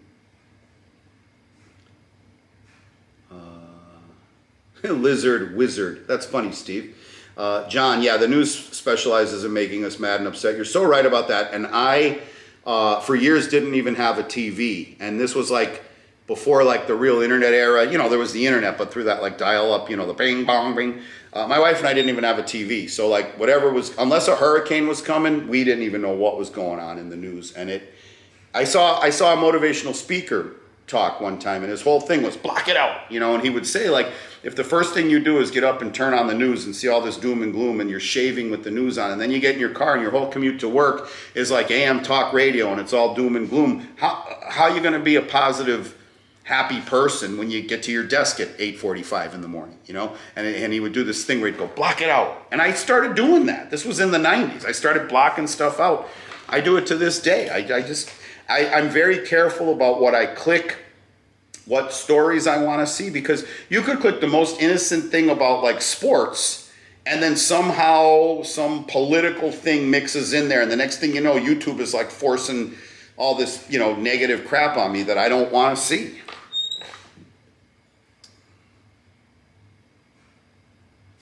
Yeah, this is a large, John, and yeah, I'll probably stop here. I don't think I'll ever hit XL size, and this is a bigger large. I went for a dry fit option t-shirt, and yeah, I'm getting big, man. I'm hitting the gym a lot. It's because of my son. It's because of your nephew. We're eating like pigs and going to the gym every day.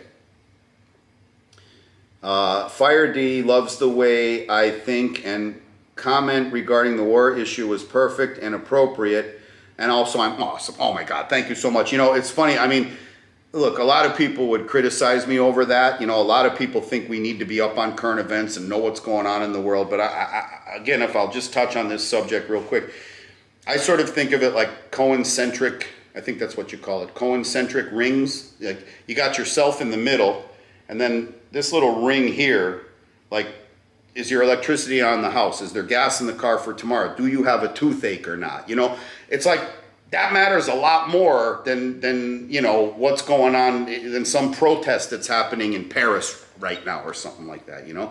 And then there's, like, you know, the wider ring. What's going on at your job? Are the people, you know, you work for a company, are the people running that company taking it in the right direction or the wrong direction? And if it's going in the wrong direction, you know, that's that second ring. And what are you doing? And then there's that third ring, which is like more like your local community or your local, you know, your local country. And then there's a wider ring of the globe. And then, you know, then there's the galaxy, you know what I mean? And the closer you get to yourself, no, I should say it this way. The further you get from yourself at the middle there, the less things matter. And so if I don't need to know what's going on in Mars, I probably don't need to know what's going on in Mongolia. Okay. I called in thick today. Perry, you like me a little more today. Thank you, I appreciate that. Nicholas, no, I won't give your address to anyone, not the IRS or no one even on YouTube. That's I very much protect that stuff. Maxime, cell culture could be an interesting option. Oh, I just lost you, dang it. I'm so bad at this. It's cheap and small. Thanks. Oh, this is Sean and Renee. Thanks for resending the mame. Of course, no problem at all.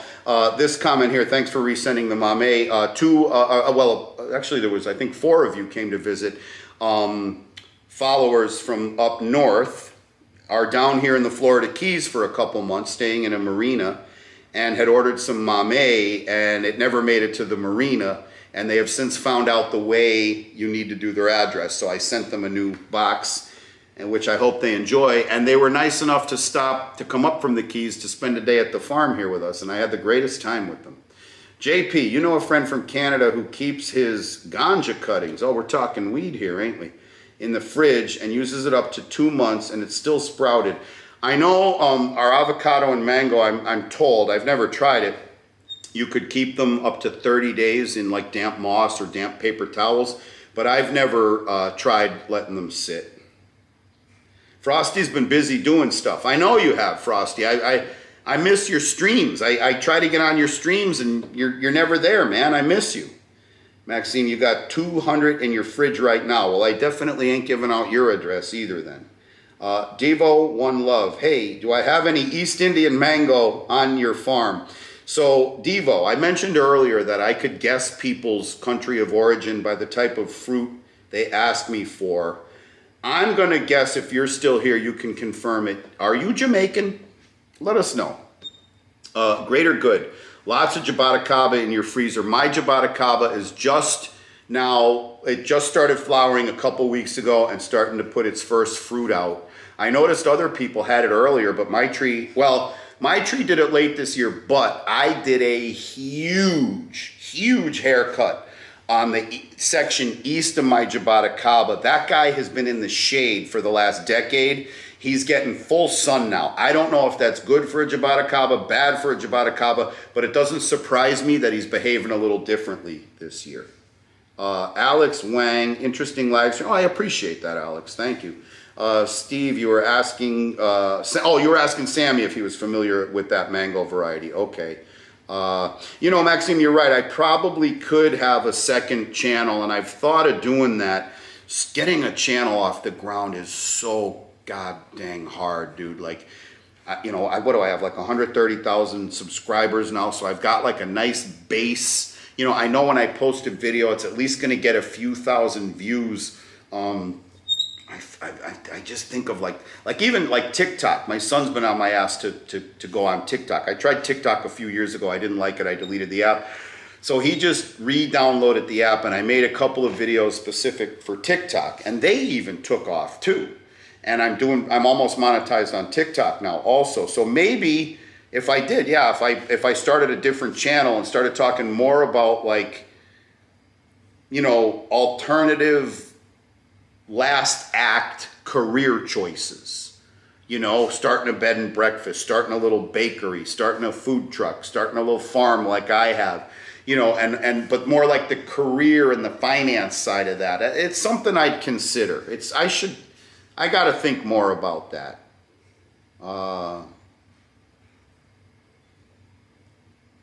Let's see, JP. Julian, what should you do if you have new grafts taking hold onto rootstock and they look like they might be flowers? No, what are you talking about, first of all? Avocado? I've had avocado grafts. Okay, so for example, here's a mango graft that's just starting to take. Where'd it go? Here it is. This guy is a little behind his brothers here. Look, he's just starting to take, right? And that's just new growth. That's going to be leaves, right? That's not flowers coming out. And then, you know, it'll turn into this. But I've had avocados that the graft just sprouts right to flower. So I wouldn't do nothing about it. If it's going, it's going. Let it go. Of course, if it starts to fruit, you're going to want to cut the panicle off. You don't want a little thing like this trying to hold big old heavy fruit. That's not going to work. Frosty, you enjoy my topics and my streams. I always enjoy yours too, and I just think you're a good guy. And next time I'm up north, I'm going to even see if we can do a little visit. Yeah, John, you know, it's funny, a video about fixing the diesel pump. There's always something to fix. And I need to get on that. And you're right, it could be it could be a valuable video for people. Fern Fins, am I hiring? Sounds like I'm a cool person to work for. Well, I'll say this, Fern, I'm not hiring right now, and but I hope to be, especially next year. And the trajectory I'm on, we may get to that point. You know, barring another pandemic, hurricane, life-threatening illness, house fire. You know, I took a couple kicks to the gut over the last few years. But as far as like being a cool person to work for, I mean, I try. I was a vice president for years at a large corporation, and I feel it's important for a manager, a business owner, a vice president, a leader to view themselves that way and to understand what that job is. And so like, I even in my videos, I often get criticized because I'm talking into the camera while my workers are behind me working. Well, my job is to talk into the camera. You know, my job is to drive around to a few different properties and make sure everything's going and make sure all the equipment's there and, you know, make sure all the supplies are ready and line up the buyers and let people know what time I'm going to be where. That's what my job is as a small farmer. When I was a manager, you know, there was a lot of this like, oh, a good manager leads from the front. A good manager leads from the front. I didn't lead from the front. I led from the back, and my sales reps led from the front. And people would criticize me about that, even though I ran the biggest territory in the country, and even though I was up on stage every year as, you know, sales manager of the year, that sort of thing. People, well, that's the reason why they criticize you. Once you're king of the mountain, everyone wants to knock you back down. But if I may brag for a second, but I was taught, like when you go to an NBA game, you never see the coach run off the bench and grab the ball and make a layup, because that's the player's job. And then the coach has his job, the trainers have their job, the cheerleaders have their job, the guy that wipes the sweat off the floor has his job. And as a manager, one of my jobs was to make sure everyone else is doing their job and not doing someone else's, because if there's doing someone else's, then that means someone else isn't doing their job, you know? And people enjoyed working for me. I mean, they would request to move into my territory, and people that didn't necessarily work for me, but that were corporate resources that were shared around the country would often request to get on my projects. And I guess you could, it's what I'm doing right now is bragging, a form of bragging, but it's what I was taught. It's what I read. And I try to, I want people to want to work for me. I want them on Sunday night, I want them to feel good about Monday. You know, I want them, I want to have inside jokes. I don't want, like if someone's stressing Sunday night that they got to come and work for me on Monday, that's bad. I want people to like it. And so I try to view myself as a manager, as a leader, and think to myself, well, what would I want? You know what I mean? And treat people that way. So whatever, little tangent, sorry about that. There's nothing fruit related there. Yeah, John, go bathe the kids, my niece and nephew. I'm surprised you were able to stay here this late, so I appreciate you. You were the first one on, John, and one of the last to leave, so thank you. Devo, one love. Do I know if East Indian mango grows true from seed? Devo, I think they might be polyembryonic.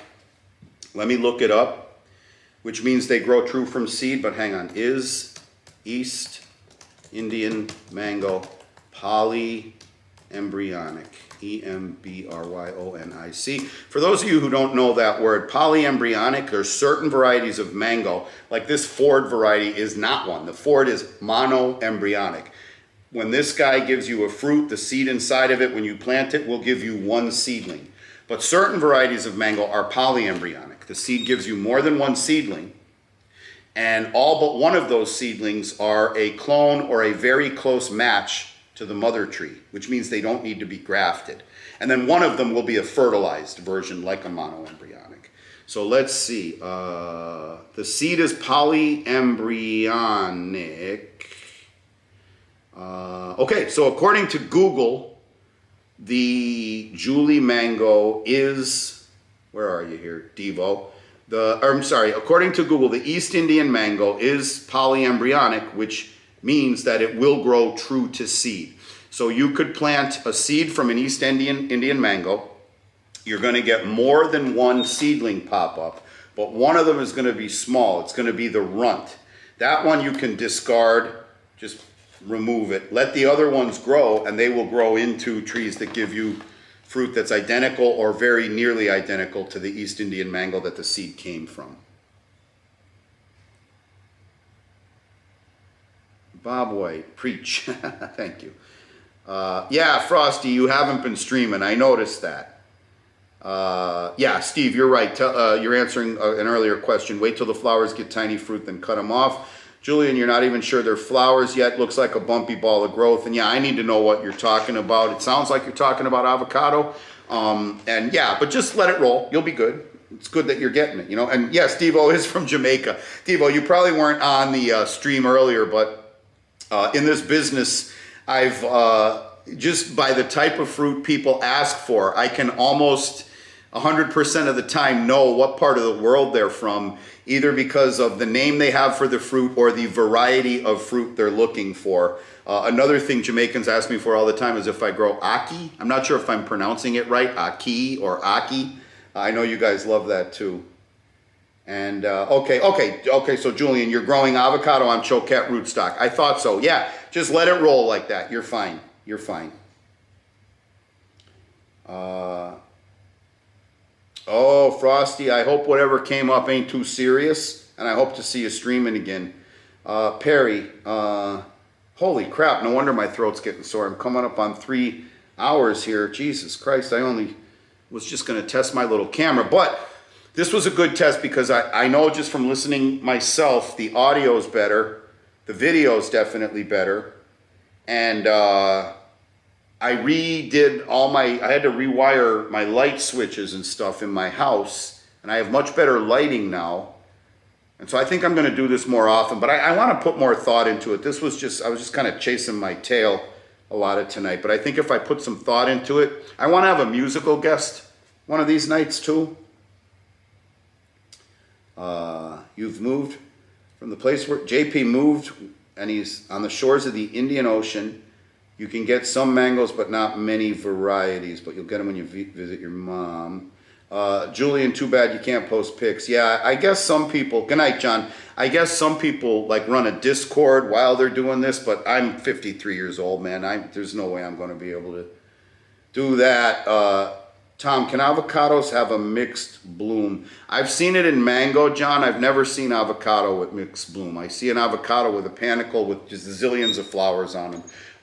Mango, on the other hand, it's not uncommon to have a panicle with flowers and then some like streaky, thin offshoots like you see there of mixed bloom. I see that on mango. I've not seen it on avocado.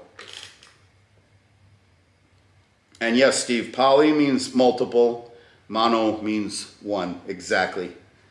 Maxime, choquette sounds very French. And actually, I just said choquette, but I received a message from a person saying he's a member of this family and that it's choquette, which sounds even more French. So far, I've been corrected by the Haas family.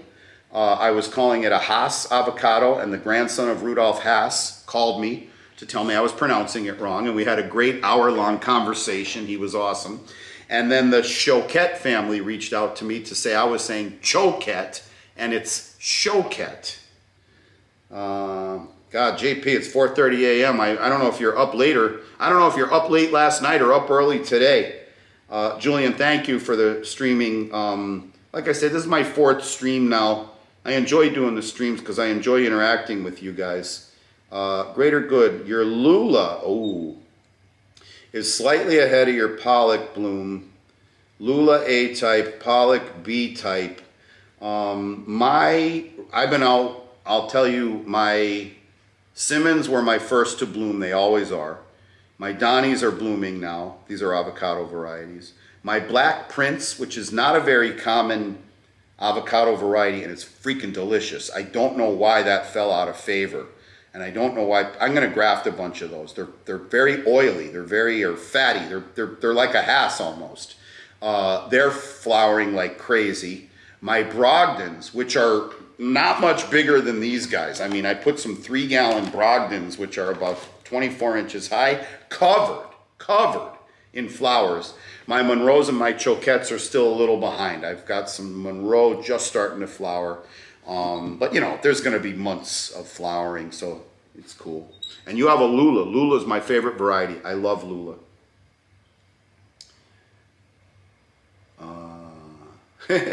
Maxime is watering his plants. Bob says, thanks for taking the time on a Sunday. And then Perry, you'll be in touch, you're bailing out. And now JP, it's getting to 6:30 where he is. And, okay, John wants to try a Black Prince. Oh, John, did I send you a Black Prince in a box you bought from me? I know people have requested it, and I've sent them in the past. Okay, so JP Sammy, you're just starting your day. That's good. You have a good day, buddy. And then Joe, which fruit has made the most profits in my business? And what is my average price for a mango or an avocado I produce and sell in the market? Well, my most profitable fruit is Monstera deliciosa, which is a very rare fruit. And I happen to grow a ton of it. And it became very popular because it's a fruit that it looks like an ear of corn, and it ripens an inch at a time, Monstera deliciosa. And the scales, the husk falls off of it, and you could only eat where it's fell off. If you try to peel it yourself and eat it, it burns your lips and your tongue. Not bad like a jalapeno, but it's not a very comfortable sensation. But the ripe fruit is delicious. It's just so good. I've not met a single person who's tried it and hasn't asked me for more. And you let them ripen on your counter, and you know when they're ripe. Or I know when one ripens outside, because I walk outside and your whole house will smell like fruit salad. It's amazing. And so Monstera deliciosa is rare. It got super popular on TikTok. And the people who sell it online, some people are selling them for $80, $90, even $100 per fruit, which is the size of an ear of corn. And people are buying it up as fast as they sell it. Now, I don't sell them for that much. In fact, there's a few vendors online who I look at their prices, and if I could never, I just couldn't sleep at night if I charged what I see some people charging. But anyway, I put the Monstera out there for $25 per. And I sold out in 40 hours. I came home from my son's football game. Saturday night at 6 o'clock, I posted them for sale. I expected a tsunami of people that were gonna just berate me for charging so much money for that fruit.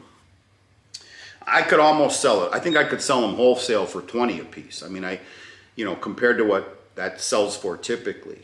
And it wasn't that way at all. It was 6 o'clock on Saturday night. I posted them on the website. By noon that Monday, I was out filling the orders, and I had to run in the house and mark it out of stock because the orders were coming in so fast I was going to run out. And so that's my highest profit product. I could double the price and still be half of what most people are charging for it. And but I don't want to do that to I make enough money off of it. I don't really need or want to do that to my YouTube subscribers. So Monstera would be my highest profitable. That's my highest profit margin. What I make the most money off of is avocados. Now I make a much lower profit margin, like an extremely low profit margin on avocados. But I just sell a lot more, which that's how you make money in farming. You make a teeny tiny little margin and you just try to save cost wherever you can, and you sell a lot. That's why farmers have 10,000 acres. You make your money by, instead of buying a new tractor, just you know, fixing it to keep it running for another year, and then fixing it to keep it running for another year, and fixing it to keep it running for another year. So, okay, so Monstera is my highest profitability, but percentage-wise. But avocado I make my most money on just because I sell hundreds of thousands of pounds of avocado. What is my average price for a mango or an avocado in the market? Well, I mean, I'd have to look, but I think last year I was selling mango for either 40 or 45 bucks for 10 pounds, but I mostly get 12 pounds in the box. So roughly $4 a pound, and that say $4.50, call it $4 a pound, even though it's a little less than that. And that included shipping. My avocados are, I think, $35. I'd have to look again, for 8 pounds. But sometimes I could fit 9 or even 10 in the box, but sometimes you can't. So that's why I put the minimum amount I can fit, which is, I can always get 8 pounds in a box. So that's 35 divided by 36, 32 divided by 8 is 4. So like $4.25 a pound I'm charging for avocado, which is more expensive than what well, not necessarily, because a Hass, well, that's not even the topic there, but yeah, that's about what it comes to. So what did I say for mango? Like $3.50 a pound. For avocado last year it was like $4 a pound. Well, I was selling 10 pounds even though I was advertising at 8, so $3.50 a pound, call it. And of course, then I have my costs that come out of that, which shipping is huge. I mean, I got to pay for the box, the label, I got to pay the post office to ship it. And so farming ain't a way to get rich. That's for sure.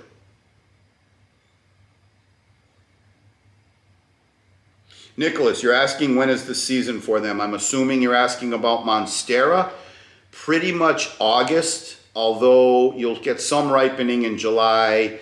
I've found some ripening into September, Mother Nature. But August is the prime season for Monstera. Greater Good worked at a nursery in the early 70s. You had 6 Black Prince trees, and you had people line up to buy the fruit. Yeah, I don't get it. The Black Prince is one of my favorites.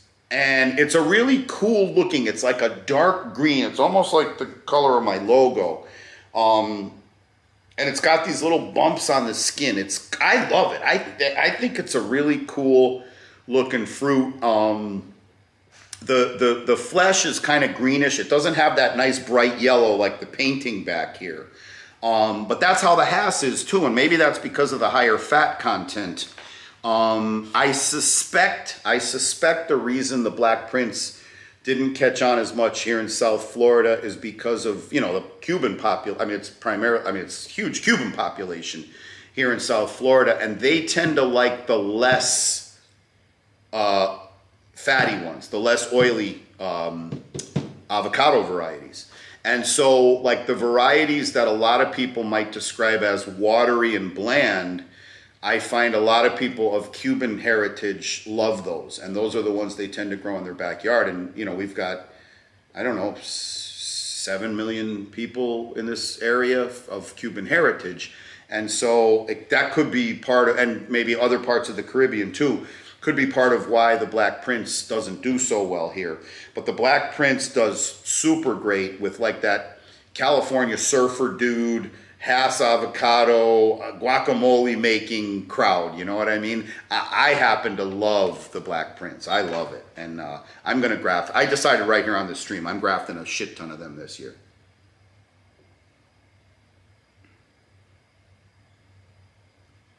Yeah, John, people are charging $100 for a Monstera. I mean, there's people online charging, they're charging $160 for 5 pounds of this plus shipping. It just depends. Now, whatever. Everyone's got their thing.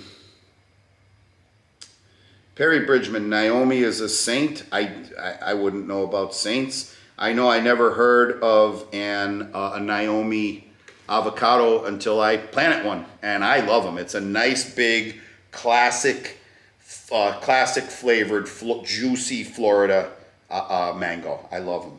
I love them. And Perry, yes, thank you for this tonight. So, yeah, I guess like, gosh, it's been 3 hours and 34 minutes. So let's give it 6 more minutes. I'll quit in 6 minutes. If you have any more questions, I really, like I said, I didn't have a topic. I just kind of wanted to test how this little set worked, how the camera worked, how the mic worked. I ended up getting 624 views, which I think is pretty dang good for a live stream. And so if y'all have any more questions, ask them now, or we'll start winding down. And then I am going to think about how to do this better. You know, have a guest. I mean it when I say a musical guest. Maybe we'll do a cooking segment. I'm going to lean on my son to help me with the technology side of this, and I think it'll be fun. I don't think I'll be able to go 3 hours and 35 minutes again. My throat feels weird right now. Julian, am I doing it weekly? I haven't thought about a schedule for it, but I think weekly, I feel like I'd run out of things to say. I don't know, maybe I could do twice a month. I feel like weekly I might run out of things to say, and once a month ain't regular enough, but maybe twice a month, I don't know. You know, maybe I could create some kind of scandal in the fruit world, and then we can talk about that stuff. It'll be fun, you know, like a gossip thing. I don't know. But no, I have an idea of some guests. We can maybe do some live grafting, different things like that. I think it could be fun.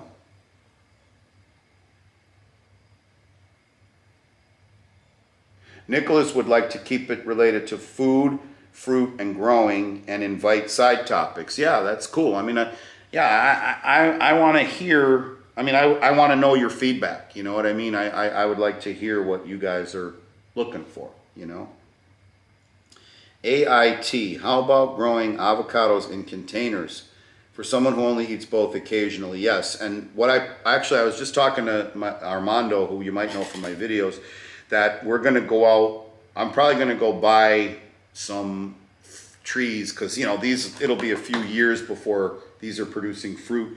I want to buy some bigger trees just as examples, just as props to use to show you guys that, yes, you can absolutely grow avocados and mangoes in containers. Like if you live somewhere where you're renting and you might move someday, or you just have a patio.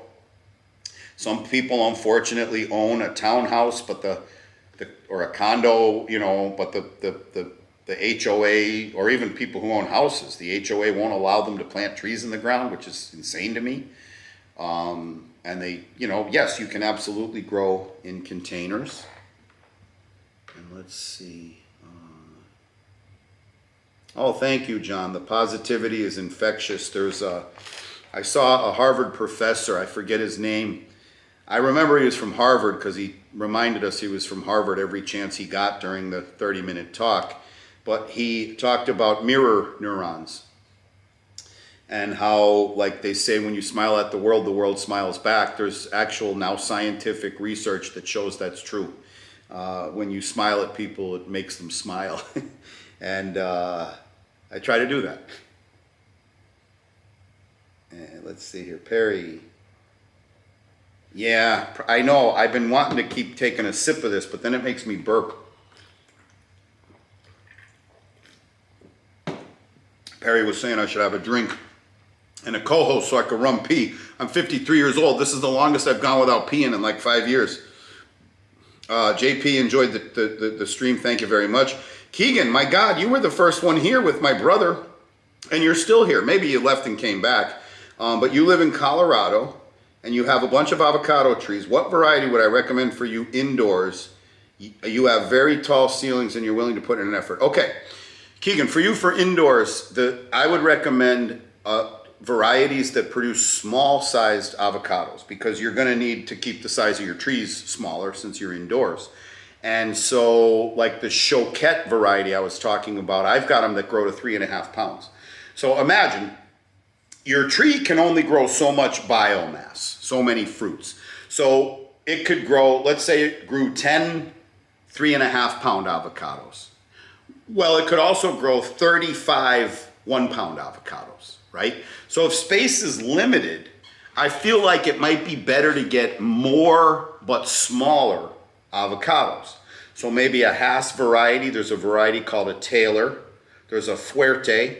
You've heard us talking about the Lula on this stream. Lulas aren't really big.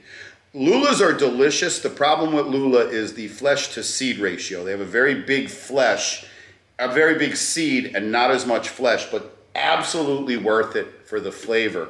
But the Taylor, the Hass, the Fuerte, the Lula, and then you start getting into like Zutano are a little bit bigger, but they're not huge. I would recommend a tree that produces like a smaller individual fruit, so you'll get more units. You'll get the same amount of weight, but you'll get it in more units, and it won't be as taxing on your tree branches, which will be smaller. Perry, you were you were suggesting my wife being the saint. Noe, N-O-H-E. Naomi is the name of the mango variety I have. My wife's name is Noe, N-O-H-E. Isaiah, are there any other signs you can look for to pick a mame that'll actually ripen properly at your house and avoid the bad ones? Well, I mean, no. If they're on the market shelf, there's nothing you can do. It's 100% up to the grower. It's up to the picker, that is. And so in a perfect world, and 99% of the time down here in South Florida, you would have that case, except for, like I said, the people who steal them and put them in the little corner bodegas and stuff like that. But at a fruit stand, a market, something like that, it will have been scratched and tested, and all you have to do is let it ripen on your counter. There's really nothing you could do at the market level. You know, you buy them and they rot again. I wouldn't go back to that. I wouldn't buy them at that store. I'd go somewhere else. A better Paul video, John says, ask in-depth questions. Like interview people, you mean? Yeah, I know. I've tried that. I'll tell you the problem with interviewing people. People tend to be boring. And YouTube tells you exactly, they tell you how many views you have at each minute along in the video. And it's very hard to interview people that aren't used to making content. And so I think a format, like that's why when you watch the Johnny Carson show, Jesus Christ, who is it? Jimmy Kimmel or one of those guys now? Jimmy something or other, I don't know, whatever. That's why they have musical guests and they banter with the band, because even actors can be freaking boring if they're not playing a role, you know?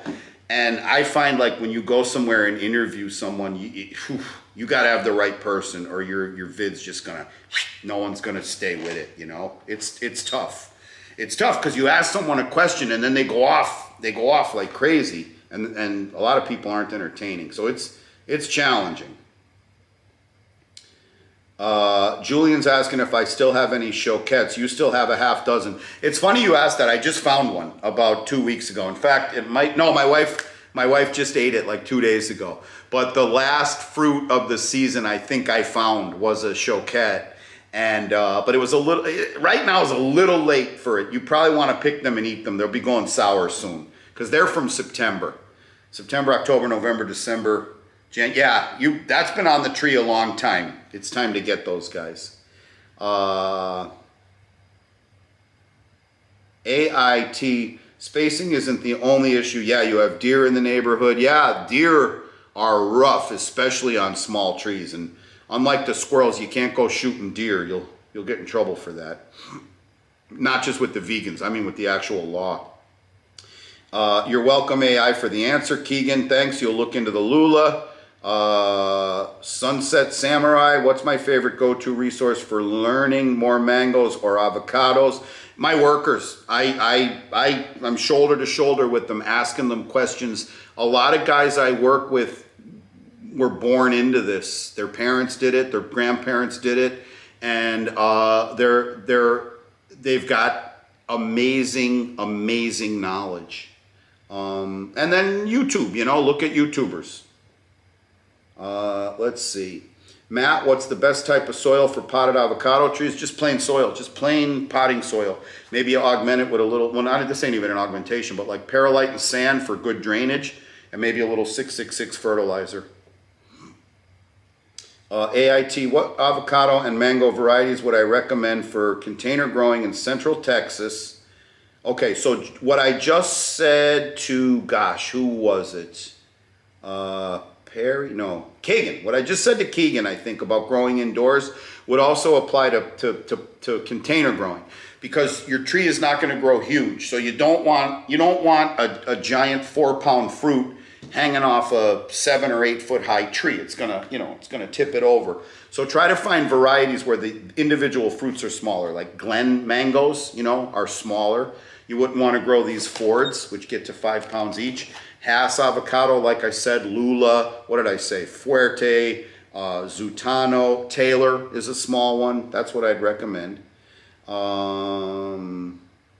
Hey, Charles Henderson, how you doing, man? You're one of my favorite commenters. Thank you. If anyone could do an interesting video, it would be you, Tom. I get in trouble sometimes when I'm interviewing some of these people because they're very serious, and I start mixing in little jokes and stuff, and I think the more knowledgeable people have had very academic upbringings and backgrounds, and I've found a few of them that are jokers, which I can work with better because of my personality. But I think if you were going to do a proper documentary, that was going to be on Netflix or something, those are the go-to guys. They know their stuff. They just know their stuff. And okay, Julian's up in Vero, great place to live. Oh, Cece, how you doing? And hey, y'all, first time here. I said I was going to go at 3:40, but Cece, or at 3 hours and 40 minutes, which would have been about 8:15 or 8:10 or so. But Cece, I know you from the comments. If you just got here, if you have any questions or anything like that, I would love to answer them before we go. Although I've been talking now for 3 hours and 46 minutes and 50 seconds.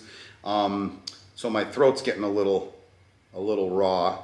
But yeah, is there any question or anything you'd like to say, Cece, before I sign off? We'll give it a minute. Well, okay, I'll tell you, Julian and I are the same age. Someone just made it. Who was that? Was that Renee? Was that you who made the comment about making Julian laugh? Yeah, he and I are the same age. We've had a similar upbringing, and so we definitely have a shared sense of humor. And him and I have spent time off camera, on long drives and stuff like that. And he's got an excellent sense of humor. Yeah. He's one of the guys I do interview because it's a good banter. It's a good back and forth. Okay, Cece's gonna watch the replay, and so I'm gonna call it because I did not. Oh, it's Sean. How you doing, Sean? Okay, so it's Sean and Renee. I hope you guys are having a good time down in the Keys. I'm gonna wrap this up now. And I'm going to put some thought into doing these streams, maybe come out with a regular time frame with more of an agenda and a little bit of a better format. And I think we could have fun doing it. So thank you for watching, everyone. Thank you for all the great questions and interaction. And I look forward to seeing you in the comments throughout the week. We'll see you next time. Goodbye.